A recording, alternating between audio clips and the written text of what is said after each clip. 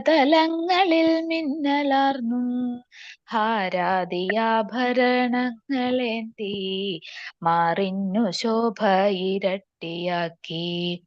ചമ്മട്ടിക്കോലു വലത്തു കൈയിൽ, ചെമ്മേ കടിഞ്ഞാണിടത്തു കൈയിൽ, മഞ്ഞപ്പട്ടങ്ങു ഞൊറിഞ്ഞുടുത്ത് മഞ്ജുവാം മന്ദസ്മിതവുമായി പാർത്ഥന്നു സാരഥിയായി നിന്നു ആർത്തി വിനാശനൻ വാസുദേവൻ. തേരിൽ വികാരമിയന്നിരുന്ന വീരനാമർജുനനേവമോദി. രണ്ടു സേനയ്ക്കുമിടയിലായി കൊണ്ടുപോയച്യുതാ തേരു നിർത്തു. കാണട്ടെ ഞാനീ രണാങ്കണത്തിൽ പോരിഞ്ഞു വന്നു നിരന്നവരെ എന്നതു കേട്ടുടൻ കൃഷ്ണനപ്പോൾ മുന്നോട്ടു തേരിനെ കൊണ്ടു നിർത്തി. അയ്യോ ഭഗവാനെ എന്റെ കൃഷ്ണ, വയ്യേ ബന്ധുക്കളെ കൊല്ലുവാനോ. ബന്ധുക്കളെ കൊന്നു രാജ്യമാളുന്നത് എന്തിനു സൗഖ്യമിയന്നിടാനോ. കൗരവരെന്നെ വധിക്കുകിലും പോരവരോടു ഞാൻ ചെയ്യുകയില്ല. ഏവം കഥിച്ച ധനഞ്ജയന് ഭാവം പകർന്നതു കണ്ട നേരം ഭാവജ്ഞനാം ഭഗവാൻ മുകുന്ദൻ ഈ വണ്ണമോദിനാൻ സാവധാനം. ഇല്ലാത്തതുണ്ടാകയില്ലയല്ലോ, ഇല്ലാതെ പോവുകില്ലുള്ളതൊന്നും. ദേഹിക്കു നാശമുണ്ടാകയില്ല, ദേഹം നശിച്ചിടുമെന്നാലും. ആരെയും ആത്മാവ് കൊല്ലുകില്ല, ആരാലും കൊല്ലപ്പെടുന്നുമില്ല. വസ്ത്രം പഴയതുപേക്ഷിച്ചിട്ട് പുത്തൻ ധരിപ്പതു പോലെയത്രേ. ജീർണിച്ച ദേഹം ത്യജിച്ചു ദേഹി തൂർണം ധരിക്കുന്നു വേറെ ദേഹം. ആത്മാവെ അഗ്നി ദഹിപ്പിക്കില്ല, ആത്മാവലിഞ്ഞു പോകുന്നതല്ല. ആത്മാ ജനിച്ചു മരിക്കുമെന്നാണാത്മാവിൽ നീ കരുതുന്നതെങ്കിൽ തിണ്ണം ജനിച്ചവൻ ചാകുമെന്നും തിണ്ണം മരിച്ചവൻ ജാതനെന്നും നന്നായറിഞ്ഞു നീ സ്വസ്വകർമ്മം സംശയം കൂടാതെ ചെയ്യുകയെല്ലാം. കർമ്മം ചെയ്യുവാൻ അധികാരിണിയാം കർമ്മഫലമതിലോർത്തിടൊല്ല. കർമ്മഫലത്തിനു ഹേതുവായോ കർമ്മം ചെയ്യാതെയോ വാണിടൊല്ല. പത്തിന്ദ്രിയങ്ങളും കീഴടക്കി ഒത്ത മനസ്സുമേകാഗ്രമാക്കി പുണ്യപാപങ്ങൾ ഉപേക്ഷിച്ചിട്ട് തുല്യബുദ്ധിയോടെ വാണിടേണം. കർമ്മഫലത്തിനു മോഹിയാതെ കർമ്മങ്ങൾ ചെയ്യുക ഈശ്വരാർപ്പണമായി. ഇങ്ങനെയോരോരോ തത്വമോദി ഭംഗിയായി പാർത്ഥനെ ബുദ്ധനാക്കി. വിശ്വാസം കൂടുവാൻ ദേവദേവൻ വിശ്വരൂപം കാട്ടി നിന്നു തേരിൽ. എല്ലാറ്റിലുമെല്ലാം ഞാനാണെന്നും എല്ലാം എന്നിലെന്നും കണ്ടിടേണം. നൂലിൽ മണികൾ പോലെന്നിലെല്ലാം ചേലിൽ കോർത്തുള്ളതാണോർത്തിടേണം. സാക്ഷാൽ ഭഗവാനിൽ നിന്നിവണ്ണം തത്വാർത്ഥമെല്ലാം ഗ്രഹിച്ച നേരം ഭക്തപ്രിയ കരുണാംബുരാശേ വക്തവ്യമല്ലാത്ത വൈഭവമേ. താവകാനുഗ്രഹം ഹേതുവായൻ ശോകമോഹങ്ങൾ അകന്നുവല്ലോ. പങ്കജനാഭ നിന്നാജ്ഞ പോലെ ശങ്ക കൂടാതെ ഞാൻ ചെയ്തു കൊള്ളാം. ഇത്തം പറഞ്ഞെഴുന്നേറ്റു വേഗം പാർത്ഥൻ സ്വധർമ്മം നടത്തിക്കൊണ്ടാൻ. ദുര്യോധനാദി ശത്രുക്കളെയും നിഗ്രഹം ചെയ്തു ജയം വരുത്തി. ഒന്നു ശ്രമം ചെയ്ത നേരം ദൈവം നന്നായി സഹായിച്ചു പൂർണ്ണമാക്കി.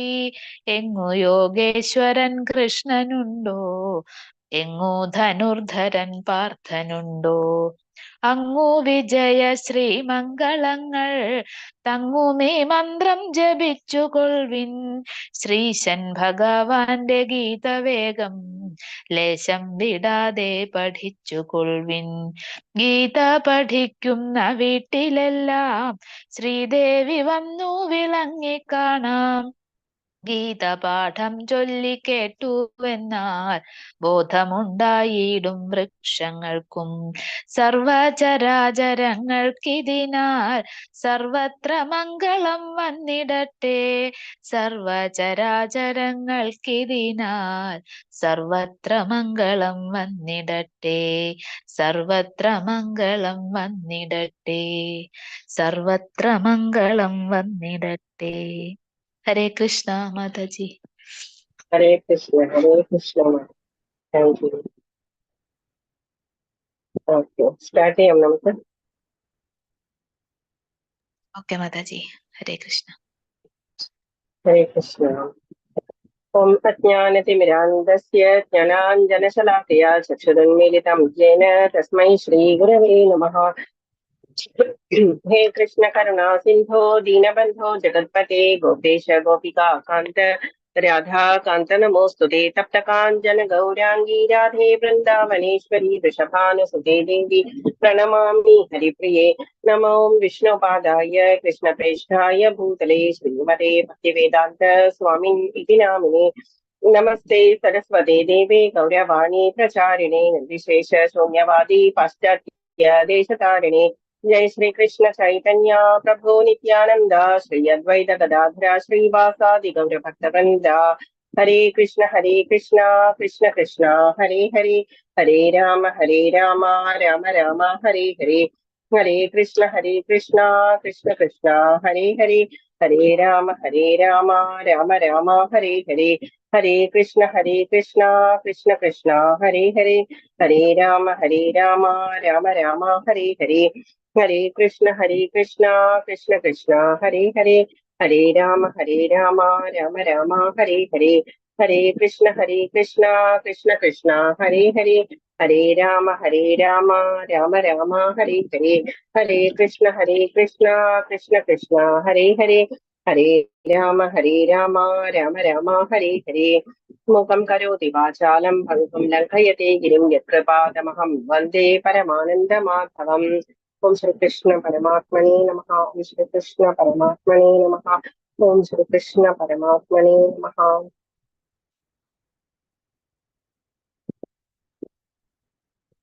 नमः ओम विष्णुपादाय कृष्णप्रेष्ठाय भूतले श्रीमते भक्तिवेदान्त स्वामिनिति नामिने.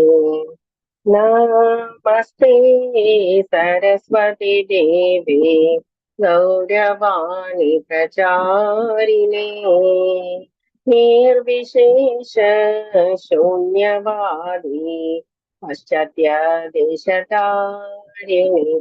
जय हो श्री कृष्ण चैतन्य प्रभु नित्यानंद श्री अद्वैत गदाधरा श्रीवासादि गौर भक्तवृंदा. हरे कृष्णा कृष्ण कृष्णा हरे हरे, हरे राम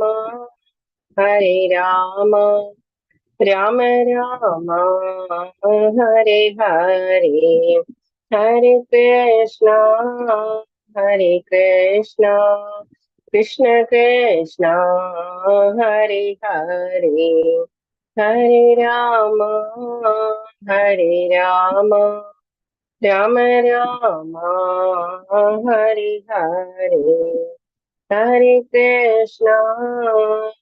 कृष्णा कृष्ण कृष्णा हरे हरे, हरे Ram Ram Ram Hare Hare. Hare Krishna, Hare Krishna, Krishna Krishna, Hare Hare, Hare Rama, Hare Rama, Rama Rama, Hare Hare. Hare Krishna, everybody. Hare Krishna. ഹരേ കൃഷ്ണ മാതാജി. Hare Krishna. ഹരേ കൃഷ്ണ. ഇന്ന് നമ്മള് ഭക്തി യോഗത്തിന്റെ ലാസ്റ്റ് ഭക്തി യോഗം എന്ന് പറയുന്ന ലെസന്റെ 12th ലെസൺ ആണ് നമ്മൾ ഇന്ന് ചെയ്യുന്നത്. ഇനി തൊട്ട് 13th ലെസൺ തുടങ്ങി നമ്മള് ജ്ഞാനയോഗം എന്ന സെക്ഷനിലേക്ക് കയറാണ്. അപ്പൊ നമ്മൾക്ക് ആദ്യം ശ്രീല പ്രഭുപാദരുടെയും നാമനിഷ്ഠ പ്രഭുവിനെയും ഭഗവാന്റെയും പാദങ്ങളിൽ നമസ്കരിച്ച് എല്ലാ ആചാര്യന്മാരെയും സ്മരിച്ചുകൊണ്ട് വേദവ്യാസ മഹർഷിയെയും നമസ്കരിച്ചുകൊണ്ട് സ്റ്റാർട്ട് ചെയ്യും. നമുക്ക് ഭക്തി യോഗം എന്ന് പറയുന്ന 12th ലെസൺ. ഭക്തി യോഗം, ഭക്തി കൊണ്ട് എങ്ങനെയാണ് നമ്മൾ ഭഗവാന്റെ അടുത്തേക്ക് പോകുന്നത്, എങ്ങനെയാണ് ഭക്തി ചെയ്യേണ്ടത്, ആരെയാണ് എനിക്ക് ഏറ്റവും ഇഷ്ടം, ഇതൊക്കെയാണ് ഭഗവാൻ ഇന്ന് പറയാൻ പോകുന്നത്. ശ്രീ ശ്രീ രാധേ ഗോവിന്ദ മാംഗ്ലൂരിലെ ഡീറ്റീസ് ആണ്. തൊഴുതുകൊണ്ട് നമുക്ക് സ്റ്റാർട്ട് ചെയ്യാം. ഹരേ കൃഷ്ണ. ഇത് നമ്മൾ 11th ലെസണിൽ നമ്മൾ എന്തൊക്കെ കണ്ടു, ഭഗവാനെ കുറിച്ച് നമ്മൾ കണ്ടു. ഭഗവാൻ കാണിച്ചു തന്നു തന്റെ വിശ്വരൂപം. എല്ലാ ഋഷിമാരും, എല്ലാ ഉരകങ്ങളും, മഹർഷിമാരും, ദേവന്മാരും, പിതൃഗണങ്ങളും എല്ലാം കൂടി ചേർന്ന, വൃക്ഷലതാദികളും എല്ലാം കൂടി ചേർന്ന അതിദൈവം എന്ന് പറയുന്ന അതിഭൂതം എല്ലാം ഉൾക്കൊള്ളുന്ന, ഭൗതിക പ്രകൃതിയും എല്ലാം ഉൾക്കൊള്ളുന്ന ഭഗവാന്റെ വിശ്വരൂപം ഭഗവാൻ കാണിച്ചു കൊടുത്തു. അത് കണ്ടിട്ട് വിസ്മയവും പേടിയും എല്ലാം കൊണ്ട് അർജുനൻ തൊഴുതുകൊണ്ട് പറഞ്ഞു, എനിക്ക് നിന്റെ നോർമൽ ആയിട്ടുള്ള രൂപം കാണിച്ചു തരൂ, 2 കൈകളോട് കൂടിയ രൂപം കാണിച്ചു തരൂ, അതിനു മുൻപ് നീ എനിക്ക് 4 കൈകളോട് കൂടിയ നിന്റെ വിഷ്ണു സ്വരൂപം കാണിച്ചു തരൂ എന്ന് പറഞ്ഞു. എന്നിട്ട് ഭഗവാൻ വിഷ്ണു സ്വരൂപം, 4 കൈകളോട് കൂടിയ വിഷ്ണു സ്വരൂപം കാണിച്ചു കൊടുത്തിട്ട് അതിനുശേഷം ഭഗവാൻ 2 കൈകളോട് കൂടിയ സാധാരണ കൃഷ്ണ രൂപം കാണിച്ചു കൊടുത്തു. ശ്യാമസുന്ദര രൂപം, ത്രിഭംഗിയായിട്ടുള്ള ശ്യാമസുന്ദര രൂപം കാണിച്ചു കൊടുത്തു. എന്നിട്ട് ഭഗവാൻ പറഞ്ഞു, ഭക്തിയാമാം അഭിജാനാതി, ഭക്തി കൊണ്ട് മാത്രമേ എന്നെ ഈ രൂപത്തിൽ കാണാൻ സാധിക്കുള്ളൂ എന്ന് പറഞ്ഞു. നമ്മളെല്ലാം കണ്ണ് അടച്ചു തൊഴുമ്പോഴുള്ള ആ രൂപമാണ് 2 കൈകളോട് കൂടിയ കൃഷ്ണ രൂപം എന്ന് പറയുന്നത്. ശ്യാമസുന്ദര രൂപം, നമ്മളൊക്കെ ധ്യാനിക്കാൻ എടുക്കേണ്ട രൂപം. ആ രൂപത്തിലാണ് ഭഗവാൻ എന്ത് ചെയ്യുന്നത്, നമ്മുടെ ഹൃദയത്തിൽ സ്ഥിതി ചെയ്യുന്നത് പരമാത്മാവായിട്ട്. പക്ഷെ പരമാത്മാവിന് 4 കൈകളോട് കൂടിയ രൂപമാണ്. എങ്കിലും നമ്മൾക്ക് ഇഷ്ടം ഏത് രൂപത്തിൽ ധ്യാനിക്കാനാണ്? കൃഷ്ണ രൂപത്തിൽ ധ്യാനിക്കാനായിരിക്കും മോസ്റ്റ്ലി എല്ലാ ഭക്തർക്കും ഇഷ്ടം. അർജുനൻ പറഞ്ഞു, അവ്യക്തിഗതവാദമാണോ അതോ സാകാര രൂപത്തിലുള്ള നിന്റെ ആരാധനയാണോ, ആരാണ് കൂടുതൽ പരിപൂർണതയുള്ളത്? ഭഗവാൻ പറയുന്നു, എന്റെ ശരിയായ ഈ രൂപത്തിൽ ധ്യാനിക്കുന്നവർക്കാണ് കൂടുതലും ഫസ്റ്റ് ഏറ്റവും പരിപൂർണത എന്ന് ഭഗവാൻ പറയുന്നു. പക്ഷേ ക്ലേശോധിക തരസ്തേശം, അവ്യക്തിഗതവാദത്തിന് ക്ലേശമുണ്ടെങ്കിൽ പോലും അവരും ആ ഒരു ഇതില് പൂർണ്ണതയെത്തും എന്ന് ഭഗവാൻ ഇതായിട്ട് പറഞ്ഞു കൊടുത്തിരിക്കുന്നു.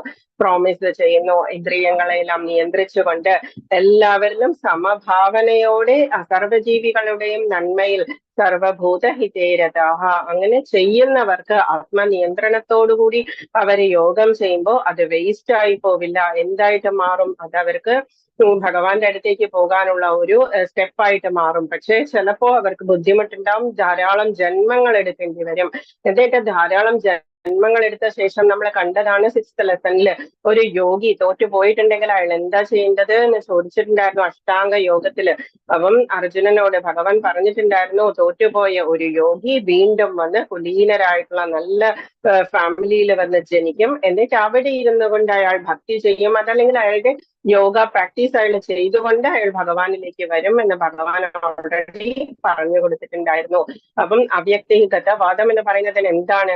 അവ്യക്തമാണ്, അതീന്ദ്രിയങ്ങൾക്ക് ഗോചരമല്ലാത്തത്, സർവ്വവ്യാപ്തമായത്, അചിന്യം, മാറ്റമില്ലാത്തതും ഉറച്ചതും സ്ഥിരമായതും.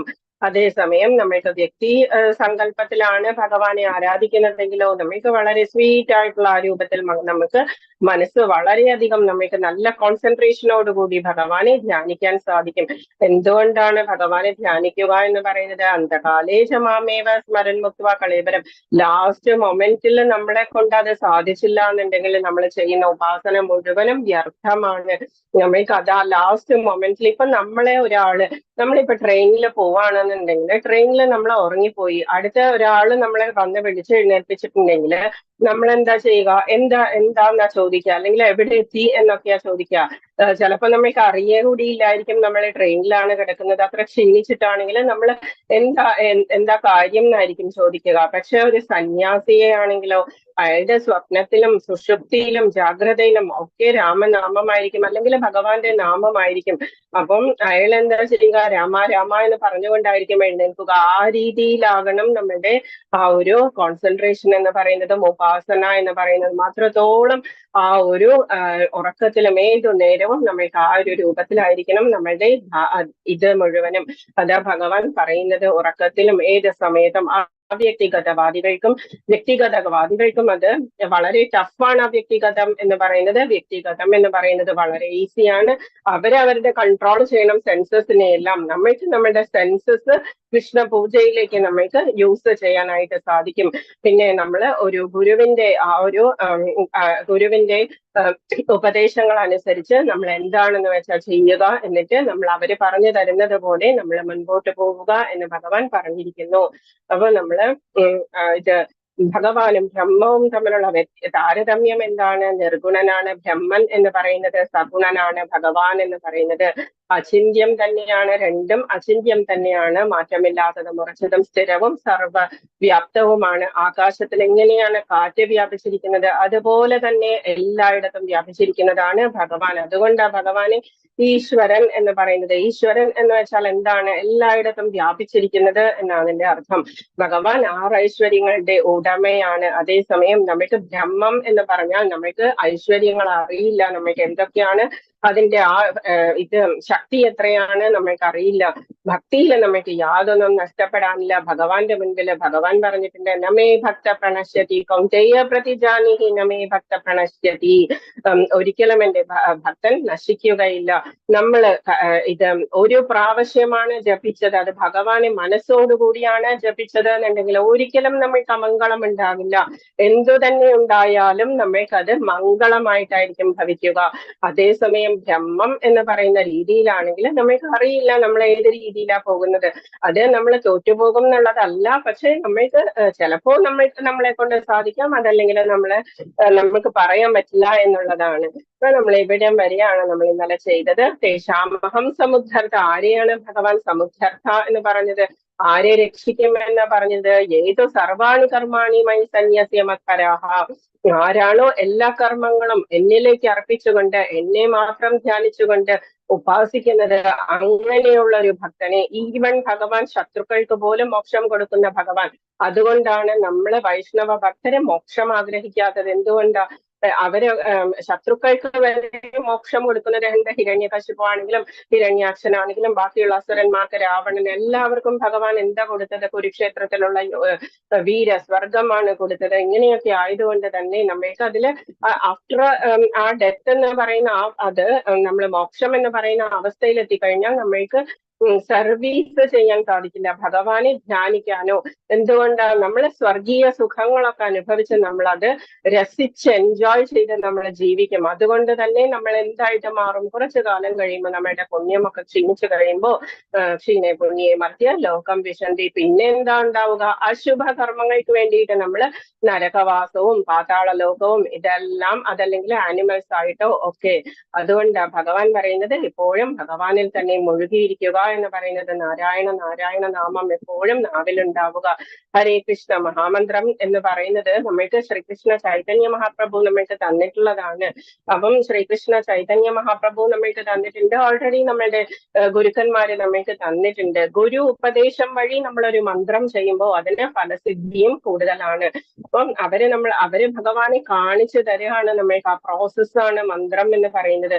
3 രീതിയിലുള്ള മന്ത്രങ്ങളാണ് നമുക്കുള്ളത്. ഒന്ന് ഹോമമൊക്കെ ചെയ്യാനുള്ള മന്ത്രം, രണ്ടാമത്തേത് വിചാരം ചെയ്യാനുള്ള മന്ത്രം. ഹോമം ചെയ്യാനുള്ള മന്ത്രത്തിൽ നമ്മൾ സ്വാഹ സ്വാഹ എന്ന് പറഞ്ഞുകൊണ്ട് ചെയ്യും.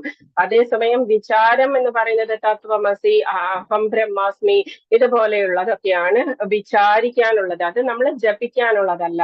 മൂന്നാമത്തേതാണ് ജപമന്ത്രങ്ങൾ. ജപമന്ത്രങ്ങൾ നമ്മൾ എന്ത് ചെയ്യുക? നാമസങ്കീർത്തനം നമ്മൾക്ക് ചെയ്യാം. ഏത് നാമവും നമ്മൾക്ക് ചെയ്യാം. ഇപ്പൊ പാട്ടുകൾ പാടാം, കീർത്തനങ്ങൾ ചെയ്യാം, ഇതൊക്കെ നമ്മളെ കൊണ്ട് ചെയ്യാം.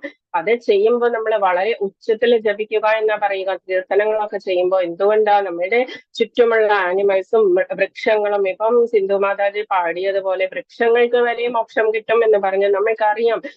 അർജുന വൃക്ഷങ്ങൾ, പൂന്താനത്തിന്റെ വീട്ടിൽ നിന്നിരുന്ന, മനയിൽ നിന്നിരുന്ന അർജുന വൃക്ഷങ്ങൾ, കൃഷ്ണന്റെ ഗോകുലത്തില് വൃന്ദാവനത്തിൽ നിന്നിരുന്ന അർജുന വൃക്ഷങ്ങൾ, ഇതൊക്കെ നമ്മൾക്കറിയാം മോക്ഷം പ്രാപിച്ചത്. ഇപ്പം ദണ്ഡകാരണ്യത്തിൽ വെച്ച് പഞ്ചവടി അന്വേഷിച്ച് നടന്നു രാമൻ. എന്നിട്ട് പഞ്ചവടിയിലാണ് ഇനി താമസം എന്ന് പറഞ്ഞ് അഗസ്ത്യ മഹർഷിയോട് ചോദിച്ച് എല്ലാം മനസ്സിലാക്കി. എവിടെയാണ് പഞ്ചവടി എന്നൊക്കെ പറഞ്ഞു. പഞ്ചവടിയില് ധാരാളം ഗന്ധർവന്മാര് നിൽക്കുന്നുണ്ട്, 10 പേരോ ഒക്കെ നിൽക്കുന്നുണ്ട്. എന്റെ ശാപം കൊണ്ട് എന്ന് അഗസ്ത്യ മഹർഷി പറഞ്ഞു. എന്നിട്ട് നീ അവിടെ പോയിട്ട് വേണം അവര് മുകളിലേക്ക്, അവരുടെ ലോകത്തിലേക്ക് പോകാൻ എന്ന് പറഞ്ഞു. അവസാനം രാമൻ അവിടെ ചെന്ന് ഒരു സമതല പ്രദേശമൊക്കെ അന്വേഷിച്ച് നടന്നിട്ട് നോക്കിയപ്പോഴെന്താ, വടവൃക്ഷങ്ങൾ നിൽക്കുന്നു 10 എണ്ണം നിൽക്കുമ്പോ ഈ രാമന് മനസ്സിലായി അത് ഗന്ധർവന്മാരാണ് എന്ന്. അപ്പം ഭഗവാൻ എന്ന് പറയുന്ന ആ ഒരു ചൈതന്യം ആ രീതിയിലാണ് രാമനിൽ വരാൻ തുടങ്ങിയത്. അതിനു മുൻപ് 14 വർഷത്തെ വനവാസത്തിന് വരുന്നതിന് മുൻപ് രാമനിൽ ആ ദൈവമാണ്, ഭഗവാനാണ് എന്നുള്ള ഭാവമില്ലായിരുന്നു. അപ്പൊ അവിടെ വെച്ചിട്ട് അവരെല്ലാവരും കൂടി രാമനെ കണ്ടപ്പോഴേക്കും അവര് വന്ന് തൊഴുത് ഗന്ധർവ ലോകത്തിലേക്ക് തിരിച്ചു പോയി. അവിടെ വെച്ചിട്ടാണ് പക്ഷെ രാമന്റെ ആ ശൂർപ്പണഖയെ കാണുന്നതും അങ്ങനെയുള്ള ആ ഇതൊക്കെ രാമന്റെ ആ ജീവിത ഉദ്ദേശം എന്ന് പറയുന്നത് അവിടെ തൊട്ടാണ് സ്റ്റാർട്ട് ചെയ്യുന്നത്, പഞ്ചവടി എന്ന് പറയുന്ന സ്ഥലത്ത്. അപ്പം എന്ത് തന്നെയാണെങ്കിലും ഭഗവാനിൽ മനസ്സുറപ്പിച്ച് ബുദ്ധിയെ വ്യാപരിപ്പിച്ച് ഭഗവാനിൽ വാഴുക. ഭഗവാൻ എന്താ പറയുന്നത്? എന്റെ ഗുഡ് ബുക്കിൽ നീ ഉണ്ടാകും, എന്റെ ഹൃദയത്തിൽ നീ ഉണ്ടാകും എന്ന് പറയുന്നത്. കൃഷ്ണനെ ഓർക്കാനും നേടാനുമുള്ള ഒരാളുടെ ആഗ്രഹവും കഴിവുകളും വർദ്ധിപ്പിക്കുന്നതിന് ഭക്തിയോഗയുടെ നിബന്ധനകൾ അനുഷ്ഠിക്കുക. എന്താണ് നമ്മൾ ചെയ്യേണ്ടത്? അസോസിയേഷൻ ഓഫ് ഡിവോട്ടീസ്, ഒരു 10 പേരോട് നമ്മളെ പോലെ ലൈഫ് മൈൻഡഡ് ആയിട്ടുള്ള അവരോട് നമ്മൾ സംസാരിക്കുമ്പോൾ, ഇപ്പൊ പരദൂഷണം പറയുന്ന ഗോസിപ്പിംഗ് ഒക്കെ ഇഷ്ടമുള്ള ആൾക്കാരാണെങ്കിൽ ആ തരത്തിൽ സംസാരിക്കും. വേറെ എന്തെങ്കിലും സബ്ജക്ട്സ് ആണെങ്കിൽ ആ തരത്തിലായിരിക്കും. അപ്പൊ ഭഗവാനെ കുറിച്ച് അറിയണം, അല്ലെങ്കിൽ ഭഗവാനിൽ മനസ്സുറപ്പിക്കണം എന്നുണ്ടെങ്കിൽ നമ്മൾ അസോസിയേഷൻ ഓഫ് ഡിവോട്ടീസ്, വൈഷ്ണവ ഭക്തരുടെ അസോസിയേഷൻ നമ്മൾക്ക് വളരെ എപ്പോഴും ആവശ്യമാണ്. അല്ലെങ്കിൽ നമ്മളുടെ ഭക്തി ഡ്രൈ ആയിട്ട് കൊണ്ടിരിക്കും. തന്റെ കർമ്മം എന്ത് തന്നെ ചെയ്താലും, ഇപ്പൊ നമ്മൾ ഒരു ഓഫീസിൽ പോകുന്നു, ഹോട്ടൽ നടത്തുന്നു, ഒരു ഷോപ്പ് നടത്തുന്നു, എന്ത് തന്നെ ചെയ്താലും സ്റ്റാർട്ട് ചെയ്യുന്നതിന് മുൻപ് നമ്മൾ ജസ്റ്റ് ഒരു വിളക്ക് കത്തിച്ച് നമ്മൾ തൊഴാറുണ്ട്. അതില്ലാത്ത ഓഫീസുകളിലൊക്കെ പോകുമ്പോഴും മനസ്സുകൊണ്ട് ധ്യാനിക്കുക, ഭഗവാൻ ഞാൻ എന്റെ ഡ്യൂട്ടി ചെയ്യാനായിട്ട് വന്നിരിക്കുന്നു, കംപ്ലീറ്റ് അതിനുള്ള കഴിവ് നീ എനിക്ക് നൽകുക, ഇതെല്ലാം നിന്നിലേക്ക് തന്നെ സമർപ്പിക്കുകയാണ് എന്ന് പറഞ്ഞുകൊണ്ട് ചെയ്യുക. തന്റെ കർമ്മഫലം, ഇന്ന് ഫുൾ ഡേ ഞാൻ വർക്ക് ചെയ്തു ഭഗവാനെ, ഇത് മുഴുവനും നിന്റെ കാൽക്കൽ സമർപ്പിക്കുന്നു. എന്തു തന്നെയാണെങ്കിലും ഞാൻ അധമനാണ്, പാപിയാണ്, ഒക്കെയാണ്, പക്ഷെ എനിക്ക് നീയേ ഉള്ളൂ എന്ന് പറഞ്ഞുകൊണ്ട് സമർപ്പിക്കുക. ജ്ഞാനാർജനവും ജ്ഞാനവും എങ്ങനെയാണ് ചെയ്യേണ്ടത്? മയ്യേവ മന ഭഗവാൻ പറയുന്നു അനന്യ ഭക്തി എങ്ങനെയാണ് എന്നുള്ളത്. മയ്യേവ മന ആദസ്വ, എന്നിൽ മാത്രം മനസ്സുറപ്പിക്കുക. മൈ ബുദ്ധി നിവേശയ, ബുദ്ധിയും കൂടി എന്നിലേക്ക് അർപ്പിക്കുക. നിവസിഷ്യസി മയ്യേവ, നീ എന്നിൽ തന്നെയാണ് വാഴുക. അത് ഊർധ്വം ന സംശയ, എപ്പോഴും നീ എന്നിൽ തന്നെ ഉണ്ടാകും, അതിന് സംശയമേ ഇല്ല. ഇതില് ഗോപബാലന്മാരെയാണ് കാണിച്ചിരിക്കുന്നത്. ബാലന്മാർക്ക് അറിയില്ല കൃഷ്ണൻ ഭഗവാനാണ് എന്ന്. അവരെന്താ വിചാരിക്കുന്നത്? ബ്രഹ്മാവ് വന്ന് സംസാരിക്കണോ, ഇന്ദ്രൻ വന്ന് സംസാരിക്കണോ, ഇതെന്താ ഇങ്ങനെ, ഇവരൊക്കെ എന്തിനാ നിന്നെ കാണാൻ വന്നത് എന്നാ ചോദിക്കുന്നത്. അതുപോലെ അവർക്ക് ആ സ്നേഹബന്ധം മാത്രമേ ഉള്ളൂ. ഭഗവാന്റെ കഴിവുകളൊന്നും അവർക്ക് ആവശ്യമേ ഇല്ല. മയ്യേവ മനാദസ്വ മൈ ബുദ്ധി, അവർക്ക് ഭഗവാനിൽ നിന്നൊന്നും വേണ്ട, ഭഗവാനെ മാത്രം മതി, കളിക്കാൻ മതി. ആ രീതിയിലായിരിക്കും. ആ ഇന്നസെൻസ് ആണ് ഭഗവാൻ ഇഷ്ടം എന്ന് പറയുന്നത്, ഭാവം എന്ന് പറയുന്നത്. മയ്യേവ മനാദസ്വ മൈ ബുദ്ധി നിവേശയ നിവസിഷ്യസി മയ്യേവ അത ഊർധ്വം ന സംശയ. ഓൾറെഡി അർജുനൻ അതൊക്കെ ഉണ്ട്, എന്നാലും അത് മറന്നു പോയതുകൊണ്ട് ഭഗവാൻ അത് ഓർമ്മിപ്പിക്കുന്നത്. ഭക്തിയോഗത്തിലെ ശ്ലോകം 8, എപ്പോഴും ശുദ്ധ ഭക്തി, എപ്പോഴും ഹയസ്റ്റ് യോഗ ലാഡറിൽ എപ്പോഴും മുകളിൽ തന്നെയാണ് യോഗ ലാഡറിലെ ഭക്തി എന്ന് പറയുന്നത്. അധ ചിത്തം സമാധാതും ന ശക്നോഷി മൈസ്ഥിരം അഭ്യാസ യോഗേന തതോ മാമിച്ഛാപ്തും ധനഞ്ജയ. വെൽത്ത് മുഴുവനും സമ്പാദിച്ച് യുധിഷ്ഠിരന് കൊടുത്തവൻ സാധന ഭക്തി. സെക്കൻഡ് സ്റ്റേജ് ആണ് സാധനാ ഭക്തി. നമ്മളോട് ഗുരു പറഞ്ഞു എന്താണ് ഒരു മാല ജപിക്കൂ എന്ന് പറഞ്ഞു, ഞാൻ ചെയ്യുന്നു. ഗുരു പറഞ്ഞു കൃഷ്ണനെ തൊഴൂ എന്ന് പറഞ്ഞു, ഞാൻ ചെയ്യുന്നു. ആ രീതിയിലുള്ളത്, അല്ലെങ്കിൽ അച്ഛൻ പറഞ്ഞു, അമ്മ പറഞ്ഞു. അത് പ്രിയപ്പെട്ട അർജുന, ധനത്തെ ജയിച്ചവനെ, എന്നിൽ മനസ്സിൽ ഉറപ്പിച്ചു നിർത്താൻ നിനക്ക് കഴിയുന്നില്ലെങ്കിൽ ഭക്തിയോഗത്തിന്റെ നിബന്ധനകൾ അനുഷ്ഠിച്ചുകൊണ്ട് എന്നെ പ്രാപിക്കാനുള്ള ആഗ്രഹം വളർത്തുക. അധ ചിത്തം സമാധാതും ന ശക്നോഷി മൈ സ്ഥിരം, സ്ഥിരമായിട്ട് എന്നിൽ ഉറപ്പിക്കാൻ കഴിയുന്നില്ലെങ്കിൽ അഭ്യാസയോഗേന തത്വം, അഭ്യാസം ചെയ്യുക. എല്ലാ ദിവസവും ഒരു സമയത്ത് എഴുന്നേറ്റോ, എപ്പോഴും അമ്പലത്തിൽ പോയി പ്രദക്ഷിണം വെച്ചോ, നമസ്കരിച്ചോ, ഇതൊക്കെ ചെയ്യുമ്പോഴേക്കും ഡെയിലി ചെയ്യുമ്പോൾ, ആ പ്രോസസ്സ് ചെയ്യുമ്പോൾ നമ്മുടെ മനസ്സ് അതിലേക്ക് വരും. അതുകൊണ്ട് ഒരു സമയം നോക്കിയിട്ട് നമ്മൾ ചെയ്യണം എന്ന് പറയുന്നത്. പുണ്ടലീകന്റെ സ്റ്റോറിയിൽ ഞാൻ പറഞ്ഞു തന്നിട്ടുണ്ട്. പുണ്ടലീകൻ, ഭഗവാന്റെ ഭക്തനായിട്ടുള്ള പുണ്ടലീകൻ ഇവിടെ ഉണ്ടായിരുന്നത് എവിടെയാ, മഹാരാഷ്ട്രയിലെ പണ്ഡരിപുരില്. അപ്പം പണ്ഡരിപുരില് പുണ്ടലീകൻ വളരെ വലിയൊരു ഭക്തനായിരുന്നു. പക്ഷെ അച്ഛനോടും അമ്മയോടും അത്രയ്ക്കുള്ള ഒരു റെസ്പെക്ട് ഒന്നും ഇല്ലാത്ത അയാള് ഒരു ദിവസം ഗംഗാസ്നാനത്തിന് കാശിക്ക് പോകാൻ പുറപ്പെട്ടു. ആ സമയത്ത് കാശിക്ക് പോകാൻ പുറപ്പെട്ട സമയത്ത് അച്ഛനും അമ്മയും പറഞ്ഞു ഞങ്ങളെയും കൊണ്ടുപോകൂ എന്ന് പറഞ്ഞു. പക്ഷേ പുണ്ടലീകൻ പറഞ്ഞു നിങ്ങളെ കൊണ്ടുപോകുന്നത് വേസ്റ്റ് ആണ്, പൈസ വേസ്റ്റ്, എന്റെ കയ്യിൽ അത്രയ്ക്കൊന്നും ഇല്ല എന്നൊക്കെ പറഞ്ഞു. എന്നിട്ടും അവര് പറഞ്ഞു ഞങ്ങൾക്ക് പ്രായമായിട്ടല്ലേ വരുന്നത്, ഞങ്ങളെയും കൊണ്ടുപോകൂ എന്നൊക്കെ പറഞ്ഞു. അവരെ നടത്തിക്കൊണ്ടുപോയി പുണ്ടലീകൻ. എന്നിട്ട് പുണ്ടലീകനും ഭാര്യയും കുതിരപ്പുറത്ത് പോയി. എവിടെയും പോകുമ്പോഴും കുതിരയ്ക്ക് വെള്ളം കൊടുക്കുക, അച്ഛനെ കൊണ്ട് കുടിപ്പിക്കും, അമ്മയെ കൊണ്ട് കുതിരയെ കുളിപ്പിക്കുക, ഇങ്ങനെയുള്ള ജോലികളൊക്കെ ചെയ്ത് വളരെ മോശമായിട്ട് അച്ഛനോടും അമ്മയോടും ബിഹേവ് ചെയ്തു. ഭാര്യയോട് അതേസമയം വളരെ സ്നേഹപൂർവ്വം കുതിരപ്പുറത്ത് ഇരുത്തിക്കൊണ്ട് പോയി. അപ്പം ആ ഒരു അച്ഛനോടും അമ്മയോടും ഉള്ള ആ ഒരു വൈരാഗ്യം എന്ന് വെച്ചാൽ അവരെ ആവശ്യമില്ല, ഞാൻ വളർന്നു, എനിക്കിനി അവരെ ആവശ്യമില്ല എന്നുള്ള രീതിയിലായപ്പോഴേക്കും അവര് ഇങ്ങനെ നടന്നു പോകുന്ന സമയത്ത് അത് മനസ്സിലാക്കാൻ വേണ്ടിയിട്ട് ഇങ്ങനെ ഒരു ഇൻസിഡന്റ് അയാൾക്ക് ഉണ്ടായത് ലൈഫില്. അപ്പം പക്ഷെ അയാള് നല്ലൊരു ഭക്തനായിരുന്നു, 100% പ്യുവർ എന്ന് പറയാവുന്ന ഭക്തനായിരുന്നു. അപ്പം ഇങ്ങനെ പോയിക്കൊണ്ടിരിക്കുന്ന സമയത്ത് ഒരു രണ്ട് വഴി കണ്ടു. ഈ സൈഡിലേക്ക് ഒരു ഒറ്റയടിപ്പാത കണ്ടു, അപ്പുറത്തെ സൈഡിലേക്ക് കുറച്ച് ഫോറസ്റ്റും കണ്ടു. അപ്പൊ ഈ സൈഡിലൂടെ പോവാം, നമ്മൾക്ക് രാത്രി ആവണോ, എവിടെയെങ്കിലും ഒന്ന് കിടക്കണമല്ലോ എന്ന് വിചാരിച്ച് ആരെങ്കിലും കാണും എന്നൊക്കെ വിചാരിച്ചിട്ട് ആ സൈഡിലൂടെ പോയി. കുക്കുട മഹർഷിയുടെ ആശ്രമം കണ്ടു. അവിടെ പോയിട്ട് അവര് ചോദിച്ചു ഇവിടെ കിടക്കാനുള്ള സൗകര്യം തരുമോ എന്ന് ചോദിച്ചപ്പോഴേക്കും മഹർഷി സൗകര്യം ഉണ്ടാക്കി കൊടുത്തു. എന്നിട്ട് അവിടെ കുറെ സ്ത്രീകളെയൊക്കെ കണ്ടു. അവിടെ അവരൊക്കെ ഇയാള് അച്ഛനോടും അമ്മയോടും പെരുമാറുന്നതൊക്കെ കണ്ട് വളരെ മോശമായിട്ട് ഇയാളെ നോക്കി. എന്നിട്ട് ഇവര് ഭക്ഷണമൊക്കെ കഴിച്ചു. ആ സമയത്ത് അച്ഛനും അമ്മയ്ക്കും ഉറക്കം വരണമെന്ന് വെച്ചാൽ അവര് നടന്നാ വരുന്നത്. എന്നാലും അവരെ കൊണ്ട് ആ കുതിരയുടെ ഇതൊക്കെ ചെയ്യിച്ചു. ഒക്കെ ചെയ്തു കഴിഞ്ഞ രാത്രി ആയപ്പോഴേക്കും ഈ മുഷിഞ്ഞ വസ്ത്രം ധരിച്ച സ്ത്രീകള് അടിച്ചു വാരാനൊക്കെ തുടങ്ങി. രാത്രി ആയപ്പോഴേക്കും അപ്പം ഈ പുണ്ടലീകൻ എഴുന്നേറ്റ് നിന്ന് ചോദിച്ചു ആരാ നിങ്ങളൊക്കെ, എന്താ ഇവിടെ അടിച്ചു വാരണതൊക്കെ ഈ സമയത്ത് എന്ന് ചോദിച്ചപ്പോ പറഞ്ഞു ഞങ്ങള് ഈ നിങ്ങളൊക്കെ ചെയ്യുന്ന പുണ്യ നദികളാണ്, തീർത്ഥസ്നാനം ചെയ്യാൻ പോകുന്ന പുണ്യ നദികളാണ് ഗംഗ, യമുന, സരസ്വതി ഒക്കെ. അപ്പൊ നിങ്ങൾ എന്താ ഇവിടെ ഇങ്ങനെ ചെയ്യുന്നത് എന്ന് ചോദിച്ചപ്പോ പറഞ്ഞു കുക്കുട മഹർഷി തന്റെ അമ്മയെയും അച്ഛനെയും വളരെ നന്നായിട്ടാണ്, തന്റെ കർത്തവ്യങ്ങളൊക്കെ വളരെ നന്നായിട്ടാണ് ചെയ്തുകൊണ്ടിരുന്നത്. അങ്ങനെയുള്ള ഒരു മഹർഷി ഇരിക്കുന്ന ഇടമാണ് തീർത്ഥാടനത്തിന്, തീർത്ഥസ്നാനം ഞങ്ങൾക്കൊക്കെ ഇവിടെയാണ് ആസ്പദം എന്ന് പറഞ്ഞു. അപ്പം അതൊക്കെ കേട്ട് കഴിഞ്ഞപ്പോഴേക്കും ഈ പുണ്ടലീകന് തന്റെ തെറ്റ് മനസ്സിലായി. അവസാനം അയാൾ അന്ന് തൊട്ട് വളരെ നന്നായിട്ട് പെരുമാറാൻ തുടങ്ങി. അച്ഛനെയും അമ്മയെയും കൂട്ടിക്കൊണ്ട് പോയി ഗംഗാ സ്നാനമൊക്കെ ചെയ്യിച്ചു, തിരിച്ചു കൊണ്ടുവന്നു. പ്രായമായി അവർക്ക്. എന്നിട്ട് അവരെ തന്നെ ശുശ്രൂഷിച്ചുകൊണ്ട് എല്ലാ ദിവസവും ഇരിക്കും, എല്ലാ ദിവസവും അവരുടെ കാര്യങ്ങൾ കഴിഞ്ഞിട്ട് മാത്രം അമ്പലത്തിൽ പോകും. ഇങ്ങനെയൊക്കെ ചെയ്തു കഴിഞ്ഞപ്പോഴേക്കും ഒരു ദിവസം കുറച്ച് വൈകി പോകാനായിട്ട്. ഒരേ സമയത്ത് നമ്മൾ പോവുകയാണ്. അതുകൊണ്ടാ പറയുന്നത് അമ്പലങ്ങളില് എന്താണെന്ന് വെച്ചാല് നമ്മള് ഭഗവാനെ കാണാനായിട്ട് ആ ഒരു ഇതിലേക്ക് പോകുമ്പോഴേക്കും ഭഗവാൻ നമ്മളെയും കാണാനായിട്ട് ആഗ്രഹിക്കും ആ സമയത്ത് എന്ന് പറയുന്നത്.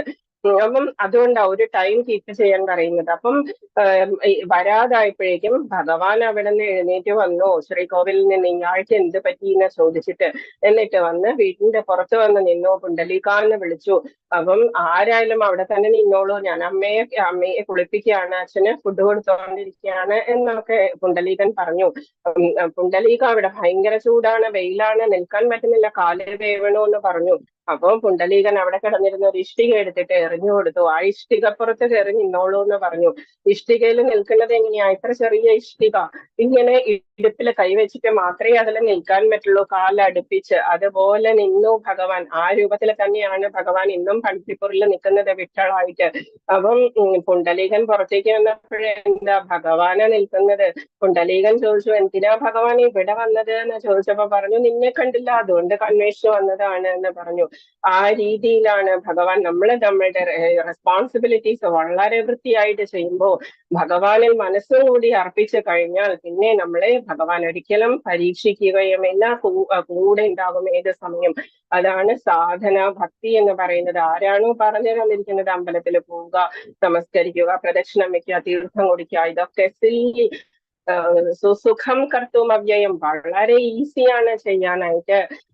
ഭക്തിയുടെ സേവനത്തിൽ ഏർപ്പെടുക, ഭക്തിയോഗത്തിന് വേണ്ട നിബന്ധനകൾ അനുഷ്ഠിക്കുക, ചെയ്യുക. കൃഷ്ണനോട് ആസക്തി വളർത്തിയെടുക്കാത്തവർക്കാണെങ്കിലോ വളരെ കഷ്ടപ്പാടുണ്ടാകും. നമ്മുടെ പരീക്ഷണങ്ങളൊക്കെ നമ്മൾ കുറെ അനുഭവിക്കേണ്ടി വരും. എല്ലാവരും പറയും ഭഗവാനോട് വളരെയധികം ഭക്തിയുള്ളവർക്കാണ് കൂടുതൽ പരീക്ഷണങ്ങൾ എന്ന്. പക്ഷേ നമ്മൾ ആ പരീക്ഷണങ്ങൾ നമ്മളുടെ നെഞ്ച് നമ്മളെ തപ്പിപ്പിക്കുമ്പോഴും നമ്മൾ ഹാപ്പി ആയിരിക്കും. എന്തുകൊണ്ടാ? ഭഗവാൻ കൂടെ ഉണ്ട് എന്നുള്ള ആ വിശ്വാസത്തില്. ശുദ്ധ പ്രേമത്തിന്റെ ആ ഘട്ടം എങ്ങനെ നേടാം? നമ്മൾ ഭക്തിയോടുകൂടി വർത്തമാന കാലം എന്ത് തന്നെയാണെങ്കിലും നമ്മൾ ചെയ്യുമ്പോൾ അതെല്ലാം ഭക്തിയോടുകൂടി ചെയ്യുക.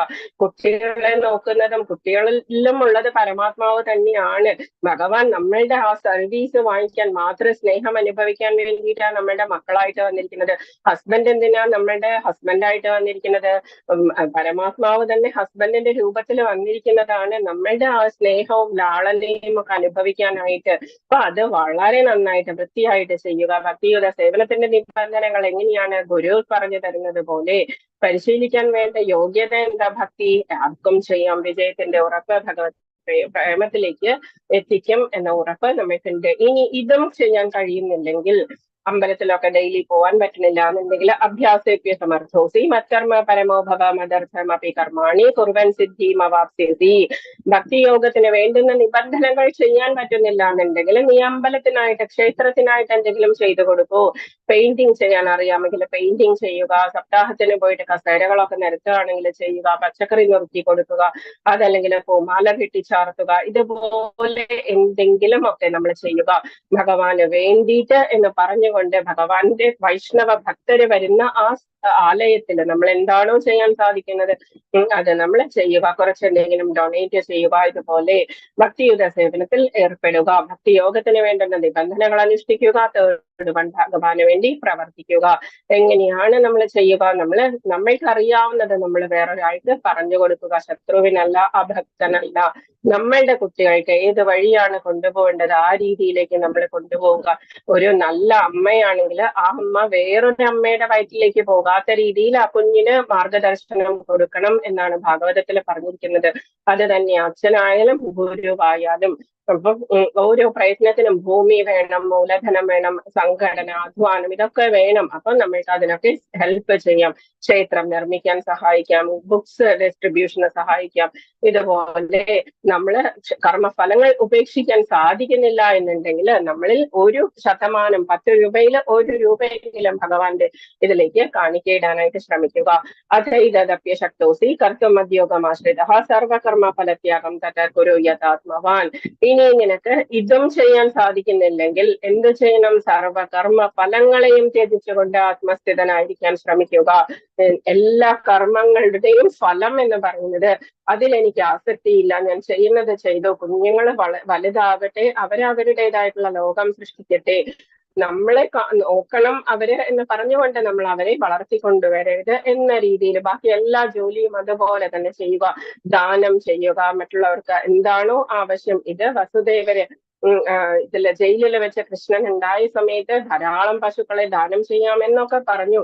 പക്ഷെ കയ്യിലും കാലിലും ഒക്കെ വിലങ്ങായിരുന്നു. ആ സമയത്ത് നന്ദഗോപരുടെ വീട്ടിൽ കൃഷ്ണൻ എത്തിയതിനു ശേഷം നന്ദഗോപര് ആദ്യമായിട്ട് എല്ലാവർക്കും എന്താ വേണ്ടത് അതൊക്കെ ദാനം ചെയ്യുന്നത്. കൃഷ്ണൻ ആദ്യം കാണുന്നത് ചാരിറ്റിയാണ് കാണുന്നത്.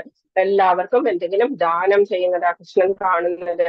അതുപോലെ ആയിരിക്കണം നമ്മളുടെ കുട്ടികളെ കൊണ്ട് എന്തെങ്കിലും കുട്ടികളെ കാണുന്ന രീതിയിൽ നമ്മൾ ചെയ്യുക.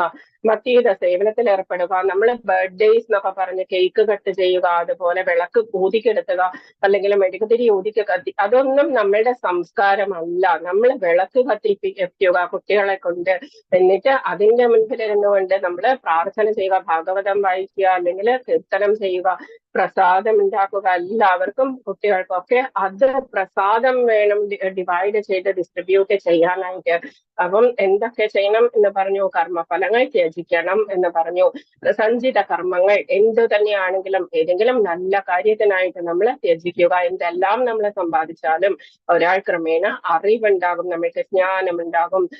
നമ്മള് ചാരിറ്റി ഒക്കെ നമ്മൾ ചെയ്യാം ഏതെങ്കിലും ഹോസ്പിറ്റൽസിനോ. പക്ഷെ ഹോസ്പിറ്റൽസിനൊക്കെ കൊടുക്കുന്നതിലും എത്രയോ അധികം സന്തോഷമാണ് നമ്മൾക്ക് അമ്പലത്തിന് ക്ഷേത്രത്തിൽ പോയി നമ്മൾ ചെയ്യുമ്പോൾ ഉണ്ടാകുന്നത്.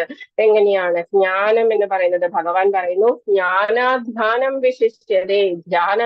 ജ്ഞാനം ആർജിക്കുക നിനക്ക് ഇത് പറ്റുന്നില്ല എന്നുണ്ടെങ്കിൽ ജ്ഞാനത്തെക്കാളും ധ്യാനമാണ് നല്ലത് എന്ന് പറയുന്നു. ധ്യാനകർമ്മ ഫലത്യാഗത്യാഗാചാതിരനന്തരം. അപ്പം ആദ്യം പറഞ്ഞു ജ്ഞാനം അഭ്യസിക്കൂ എന്ന് പറഞ്ഞു. അതെന്തുകൊണ്ടാണ്? നാളെ തൊട്ട് നമ്മൾ ജ്ഞാന യോഗമാണ് 13th ലെസൺ തൊട്ട്. എന്തുകൊണ്ടാണ് ജ്ഞാനം വലുതാകുന്നത് ഭക്തിയേക്കാളും എന്ന് ഭഗവാൻ പറഞ്ഞു തരും. ജ്ഞാനാധ്യാനം വിശിഷ്യതേ. ജ്ഞാനത്തെക്കാളും ധ്യാനമാണ് നല്ലത്.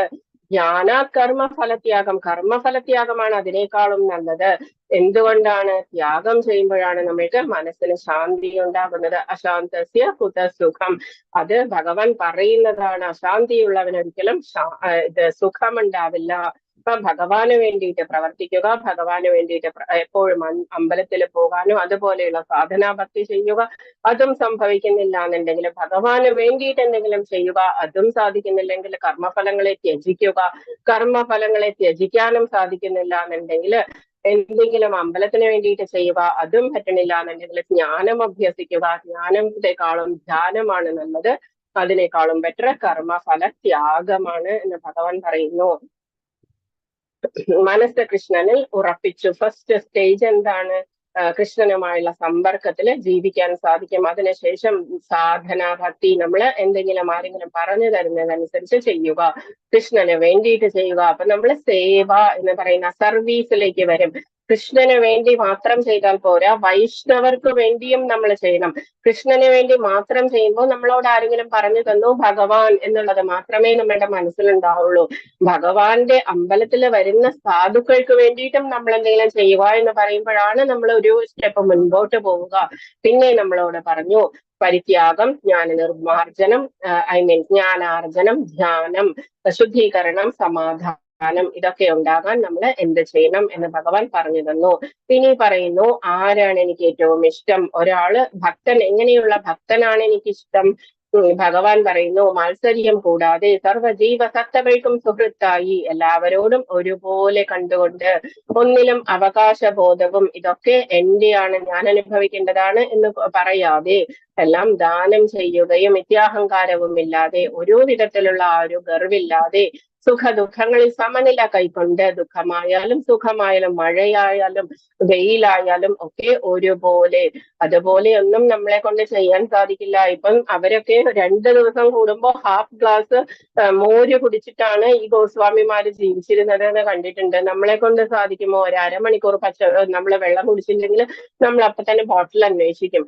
അപ്പം അതൊന്നും നമ്മളെ കൊണ്ട് സാധിക്കില്ല. ഒരു ഏകാദശി ദിവസം നമ്മൾ ടയേർഡ് ആകും, നമ്മൾ രാത്രിയാവുമ്പോഴേക്കും. അപ്പം അതുപോലെ സദാ സംതൃപ്തനായും, അപ്പൊ നമ്മളെ കൊണ്ട് എന്താ സാധിക്കുന്നത് അത് നമ്മൾ ചെയ്യുക. നമ്മളുടെ ബോഡിക്ക് എന്താണ് സ്യൂട്ട് ചെയ്യുന്നത് ആ രീതിയിൽ നമ്മൾ ഉപാസന നമ്മൾ ഫോം ചെയ്തെടുക്കുക. അതിൽ വളരെയധികം പെർഫെക്റ്റ് ആയിട്ടിരിക്കുക. സദാ സംതൃപ്തനായും നിയന്ത്രിതാത്മാവായും മനസ്സും ബുദ്ധിയും എന്നിൽ ഉറപ്പിച്ച് എപ്പോഴും കൺട്രോൾഡ് ആയിട്ടുള്ളവൻ, ദൃഢനിശ്ചയത്തോടെ ഭക്തിയുടെ സേവനം അനുഷ്ഠിക്കുന്ന എന്റെ ഭക്തൻ എനിക്ക് ഏറ്റവും പ്രിയങ്കരനാണ്. ഏത് തരത്തിലുള്ള ഭക്തനാണ് എനിക്കിഷ്ടം എന്ന് ഭഗവാൻ പറയുന്നു. ഇപ്പൊ സെൽഫ് കൺട്രോൾ ഉള്ള, എല്ലാത്തിലും ഒരുപോലെ കാണുന്ന, ആരിലും വൈരമില്ലാതെ, മയ്യർപ്പിത മനോബുദ്ധിർ, എന്നിൽ തന്നെ അർപ്പിച്ച മനസ്സും ബുദ്ധിയോടും കൂടി, യഥാത്മാ ദൃഢനിശ്ചയ, എന്നിൽ മാത്രം ആത്മാവിനെ ഉറപ്പിച്ചുകൊണ്ട്, നിർമ്മമോ, ആരിലും പ്രത്യേകിച്ച് നിസ്വാർത്ഥനായിട്ട്, ആരിലും പ്രത്യേകിച്ച് ഓവർ ആയിട്ടുള്ള ഒരു ഫീലിങ്സ് ഒന്നും ഇല്ലാതെ, സന്തുഷ്ടനായി അദ്വേഷ്ട, ആരോടും ദേഷ്യമില്ലാതെ ആരാണോ ഇരിക്കുന്നത് അവൻ എനിക്ക് പ്രിയങ്കരനാണ് എന്ന് ഭഗവാൻ പറയുന്നു. വിഷമകരമായ അവസ്ഥയിൽ നമ്മൾ എന്തായിരിക്കും ചെയ്യുന്നത്? ഇത് ഭാഗവതത്തിലെ ബ്രഹ്മസംഹിത എന്ന് പറയുന്ന സെക്ഷനിലെ ശ്ലോകമാണ്. ബ്രഹ്മാവ് പറയുന്നു ഭഗവാനോട്, തത്തേനു കമ്പാം സുസമീക്ഷമാണോ ഭുഞ്ചാന ഏവാത്മകൃതം വിഭാഗം ഹൃദ്വാഗ്വബുർഭിർവിദതൻ നമസ്തേ ജീവേതയോ മുക്തി പദേ സധായ ഭാഗ്. കഴിയുന്നത് പഠിക്കുക വേണം, ബൈഹാർട്ട് ചെയ്യേണ്ടതാണ്. ഇത് ബുദ്ധിമുട്ടൊന്നുമില്ല. തത്തേനു കമ്പാം സുസമീക്ഷമാണോ ഭുഞ്ചാന ഏവാത്മകൃതം വിഭാഗം ഹൃദ്വാഗ്വബുർഭിർവിദതൻ നമസ്തേ ജീവേതയോ മുക്തി പദേ സധായ ഭാഗ്. ഭഗവാനോട് പറയാണ് ബ്രഹ്മാവ്, അങ്ങയുടെ അകാരണമായി തത്തേനു കമ്പാം, അനുകമ്പയോടുകൂടി ആരാണോ എപ്പോഴും എന്ത് ചെയ്യുന്നത്? ഭഗവാനിൽ തന്നെ ആസക്തനായിട്ടിരിക്കുന്നത്. ഭുഞ്ചാന ഏവാത്മകൃതം വിപാകം. നമ്മളുടെ വിപാകം എന്ന് പറഞ്ഞാൽ, കർമ്മ വിപാകം എന്ന് പറഞ്ഞാൽ നമ്മൾ കൊണ്ടുവന്നിരിക്കുന്ന ആ ഒരു ഇതാണ്, എന്താ, സഞ്ചിത കർമ്മമാണ്, പ്രാരബ്ധം എന്ന് പറയും നമ്മള്. അത് അനുഭവിച്ചു കൊണ്ട് തന്നെയാണ് ആ ആള്, ഒരു ഭക്തൻ, ഹൃദയം കൊണ്ടും വാക്ക് കൊണ്ടും വപു ശരീരം കൊണ്ടും വിദതൻ നമസ്തേ, നിന്നെ നമസ്കരിച്ചു കൊണ്ടിരിക്കുന്നത്. അങ്ങനെയുള്ള ഒരു ഭക്തന് ഷുവറായിട്ട് മോക്ഷം കിട്ടാനുള്ള യോഗ്യതയുണ്ട് ഭഗവാനെ. അങ്ങനെയുള്ളവർക്കെങ്കിലും നീ മോക്ഷം കൊടുക്കൂ എന്ന് പറയുന്ന പ്രാർത്ഥനയാണിത്. എന്റെ ഭഗവാനെ, അങ്ങയുടെ അകാരണമായ കാരുണ്യം അവരെ ചൊരിയാൻ ആത്മാർത്ഥമായി കാത്തിരിക്കുകയും തന്റെ മുൻകാല ദുഷ്പ്രവൃത്തികളുടെ പ്രതികരണങ്ങൾ സഹിക്കുകയും ഹൃദയം കൊണ്ടും വാക്കുകൊണ്ടും ശരീരം കൊണ്ടും അങ്ങേക്ക് ആദരവോടുകൂടി പ്രണാമം അർപ്പിക്കുകയും ചെയ്യുന്നവൻ തീർച്ചയായും മോചനത്തിന് അർഹനാണ്. അദ്ദേഹത്തിന്റെ ന്യായമായ അവകാശമായി അത് മാറിയിരിക്കുന്നു. ജീവേതയോ മുക്തി പദേ സദായ ഭാഗ്. ഒരു അച്ഛന്റെ പ്രോപ്പർട്ടിയില് മകൻ എങ്ങനെയാണോ അർഹതയുള്ളത്, അവൻ ബൈ ബർത്ത് അർഹതയാണ്. അച്ഛൻ പറഞ്ഞു വെക്കുകയൊന്നും വേണ്ട, ബൈ ബർത്ത് ആണ് കുട്ടികൾക്ക് അച്ഛന്റെ പ്രോപ്പർട്ടിയിൽ അവകാശം എന്ന് പറയുന്നത്. അതുപോലെയാണ് ഭഗവാനെ, മോക്ഷത്തിന് അവന് അർഹതയുണ്ട്, ബൈ ബർത്ത് അർഹതയുണ്ട് അവൻ ചെയ്യുന്ന പ്രവർത്തികൾ കൊണ്ട് എന്ന് ബ്രഹ്മാവ് പറയുന്നത്. അപ്പം എന്താണ് ചിന്താ പ്രക്രിയ? എന്ത് ചിന്തിക്കണം നമ്മൾ? എങ്ങനെയാണ് ഭഗവാന്റെ കാരുണ്യം? ഇപ്പൊ നമ്മൾക്ക് ഒരു ഓപ്പോസിറ്റ് ആയിട്ടുള്ള ഒരു ആക്ഷൻ ആണ് നമ്മൾക്ക് വന്നിരിക്കുന്നത് എന്നുണ്ടെങ്കിൽ, നമ്മൾക്ക് വളരെ വിഷമം ഉണ്ടാക്കുന്നത് എന്തെങ്കിലും ആണ് ഉണ്ടായിരിക്കുന്നത് എന്നുണ്ടെങ്കിൽ പോലും അത് ഭഗവാന്റെ പ്ലാൻ ആണ് എന്ന് മനസ്സിലാക്കി ശാന്തമായിരിക്കുമ്പോൾ മാത്രമേ നമ്മൾക്ക് മോക്ഷത്തിന് അർഹതയുള്ളൂ.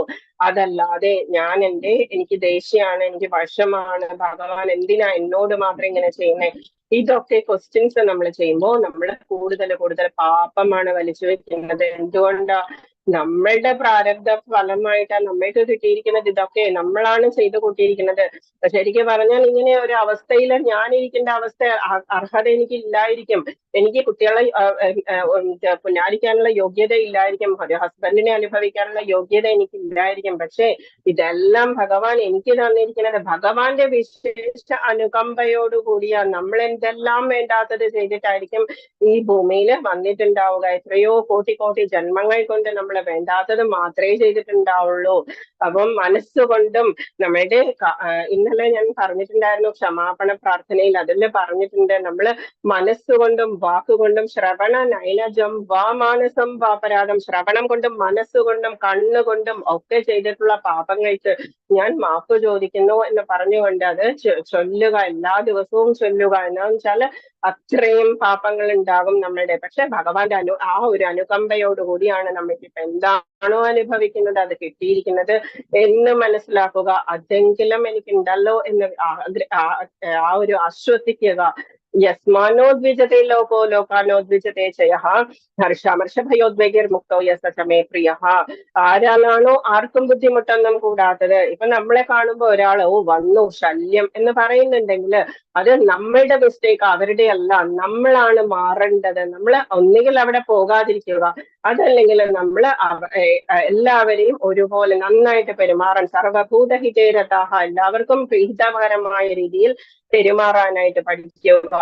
എന്നിട്ട് ഇല്ലാത്തത് ആർക്കും ബുദ്ധിമുട്ടൊന്നും ഇല്ലാത്തത് ആരാണോ ഏതൊരുവനാലും അസ്വസ്ഥനായി തീരാത്തത്. നമ്മളും പറയും, നമ്മളുടെ വീട്ടിൽ ഒരാൾ കയറി വന്ന വന്നു ശല്യം എന്ന് നമ്മൾ പറയും. അങ്ങനെയും ചെയ്യരുത്.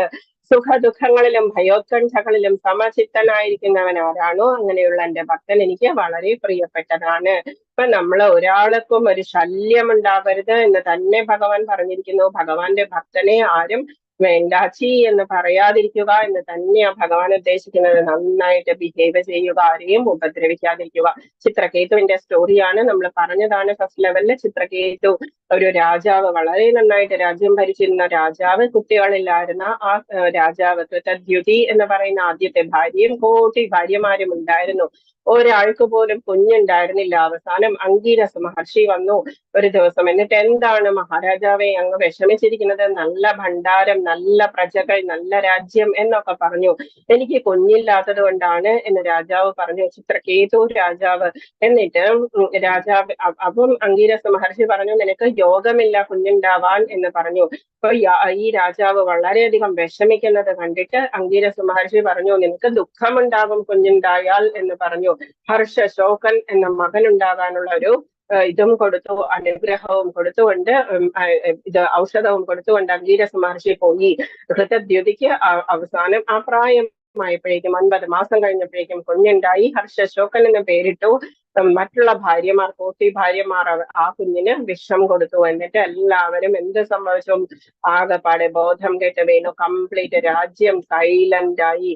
എന്നിട്ട് ആ സമയത്ത് വീണ്ടും അംഗീരസ മഹർഷി വന്നിട്ട് അതിശേഷനെ തൊഴാനുള്ള മന്ത്രം പറഞ്ഞു കൊടുത്തു. നല്ല നല്ല മന്ത്രങ്ങൾ ഉപദേശിച്ചു കൊടുത്തു. എന്നിട്ട് നിന്റെ ശോകം നീ മാറ്റുക. എന്നിട്ട് ആ കുഞ്ഞിനെ കൊണ്ടുവന്ന് കാണിച്ചു കൊടുത്തു. ആ കുഞ്ഞ് ചോദിച്ചു, ഇവരെ ഏത് ജന്മത്തിലായിരുന്നു എന്റെ അച്ഛൻ, ഏത് ജന്മത്തിൽ എന്റെ ശത്രുവായിരുന്നു എന്നൊക്കെ ചോദിച്ചപ്പോഴേക്കും ആ ബോഡിലി കോൺസെപ്റ്റിൽ നിന്ന് മുകളിലേക്ക് വന്ന ചിത്രകേതു ആദിശേഷദേവനെ 12 ദിവസം കൊണ്ട് ആരാധിച്ച് നമസ്കരിച്ച് കണ്ടു ദേവനെ. എന്നിട്ട് ദേവൻ എന്താ ചെയ്തത്? ആദിശേഷ മൂർത്തി എന്താ കൊടുത്തത്? ഒരു വിമാനം കൊടുത്തു. അതിലെവിടെയും സഞ്ചരിക്കാം ദേവന്മാരെ പോലെ എന്നുള്ള ആ ഒരു ഇത് കൊടുത്തു, അനുഗ്രഹം കൊടുത്തു. എന്നിട്ട് ശിവന്റെ കൈലാസത്തിന്റെ മുകളിലൂടെ പോകുമ്പോൾ പാർവതീദേവിയെ മടിയിൽ ഇരുത്തിയിട്ട് മഹർഷിമാർക്ക് ഉപദേശം കൊടുത്തുകൊണ്ടിരിക്കുന്ന ശിവനെ കണ്ടപ്പോഴേക്കും ചിത്രകേതുവിന് പെട്ടെന്ന് ചിരി വന്നു. എന്നിട്ട് ചിരിച്ചപ്പോഴേക്കും പാർവതീദേവിക്ക് ദേഷ്യം വന്നിട്ട് പാർവതീദേവി ശപിച്ചു, നീ അസുരനായി പോകട്ടെ എന്ന് പറഞ്ഞു. അങ്ങനെ വൃത്രാസുരനായിട്ട് മാറി. വൃത്രാസുരനെ ഇന്ദ്രൻ വന്നിട്ട് വധിക്കുകയാ ഉണ്ടായത്. ഭാഗവതത്തിലെ സ്റ്റോറിയാണ്. നമ്മൾ ഭാഗവതം പറഞ്ഞുകൊണ്ടിരുന്നാൽ ഇത് ഭഗവത്ഗീത ക്ലാസ് ആകില്ല. ഒരിക്കലും മറ്റുള്ളവർക്ക് വിഷമം ഉണ്ടാക്കുന്നില്ല. നമ്മൾ ആരെയും ഉപദ്രവിക്കാതെയോ ആരെങ്കിലും നമ്മളെ കണ്ടാൽ, പക്ഷെ അത് നമ്മളുടെ മിസ്റ്റേക്ക് അല്ല. ചിലപ്പോൾ നമ്മൾ ഒന്നും ചെയ്തിട്ടുണ്ടാവില്ല. പക്ഷേ ചിലവർക്ക് നമ്മളെ കാണുമ്പോൾ വളരെയധികം വെറുപ്പുണ്ടാകും. അതെന്തുകൊണ്ടാ? കഴിഞ്ഞ ജന്മത്തിൽ നമ്മൾ അവരെ ദ്രോഹിച്ചിട്ടാണ് വന്നിരിക്കുന്നത്. അതുകൊണ്ടാണ് പ്രഹ്ലാദനെ അച്ഛനും എന്തുമാത്രം ദ്രോഹിച്ചു. നല്ല കുട്ടിയായിട്ട് കൂടി ദൈത്യനാണ്. പക്ഷെ എന്തായിരുന്നു? വൈഷ്ണവ ഭക്തനായിരുന്നു. അനപേക്ഷ ശുചിർദക്ഷ ഉദാസീനോ ഗതവ്യത സർവാരംഭ പരിത്യാഗി യോമത് ഭക്ത സമയ പ്രിയ. സാധാരണ കാമ്യകർമ്മങ്ങളെയൊന്നും ഒന്നിനെയും ആശ്രയിക്കാത്തവനും വിശുദ്ധനും നിപുണനും. വിശുദ്ധനായിരിക്കണം, നിപുണനായിരിക്കണം. നമ്മൾ ചെയ്യുന്ന ജോലിയിൽ നമ്മൾ പെർഫെക്റ്റ് ആയിരിക്കണം. ഉത്കണ്ഠ എന്നിവയില്ലാത്തതും വ്യഥ എന്നിവയില്ലാത്തതുമായ എന്റെ ഭക്തൻ എനിക്ക് ഏറ്റവും പ്രിയപ്പെട്ടവനാണ്. ഇതാരാണ്? സുദാമാവിനെയാ കാണിച്ചിരിക്കുന്നത്. എത്രയോ ദിവസങ്ങൾ, 7 ദിവസങ്ങളോളം ഭക്ഷണമില്ല. അവസാനം പത്നി പറഞ്ഞു, നമ്മൾ ജീവിക്കുമായിരിക്കും, അല്ലെങ്കിൽ നമ്മൾ മരിച്ചു പോയാലും സാരമില്ല, പക്ഷേ നാഥ നമ്മളുടെ കുഞ്ഞുങ്ങൾ എന്താ ചെയ്യുക? അവര് മരിച്ചു പോവില്ലേ എന്ന് ചോദിച്ചു. സ്വന്തം ഡ്യൂട്ടി വൃത്തിയായിട്ട് ചെയ്തുകൊണ്ടിരുന്നു സുദാമാവ്. പക്ഷേ പൈസ ഉണ്ടാക്കാൻ അറിയില്ലായിരുന്നു. യോന ഹൃഷ്യതി ന ദ്വേഷ്ടി ന ശോചതി ന കാംക്ഷതി ശുഭാശുഭ പരിത്യാഗി ഭക്തിമാന്യ സമയ പ്രിയ. ഏതുതരം ഭക്തനാണ് എനിക്ക് ഏറ്റവും ഇഷ്ടം എന്നുള്ളതായി ഭഗവാൻ പറഞ്ഞുകൊണ്ടിരിക്കുന്നത്.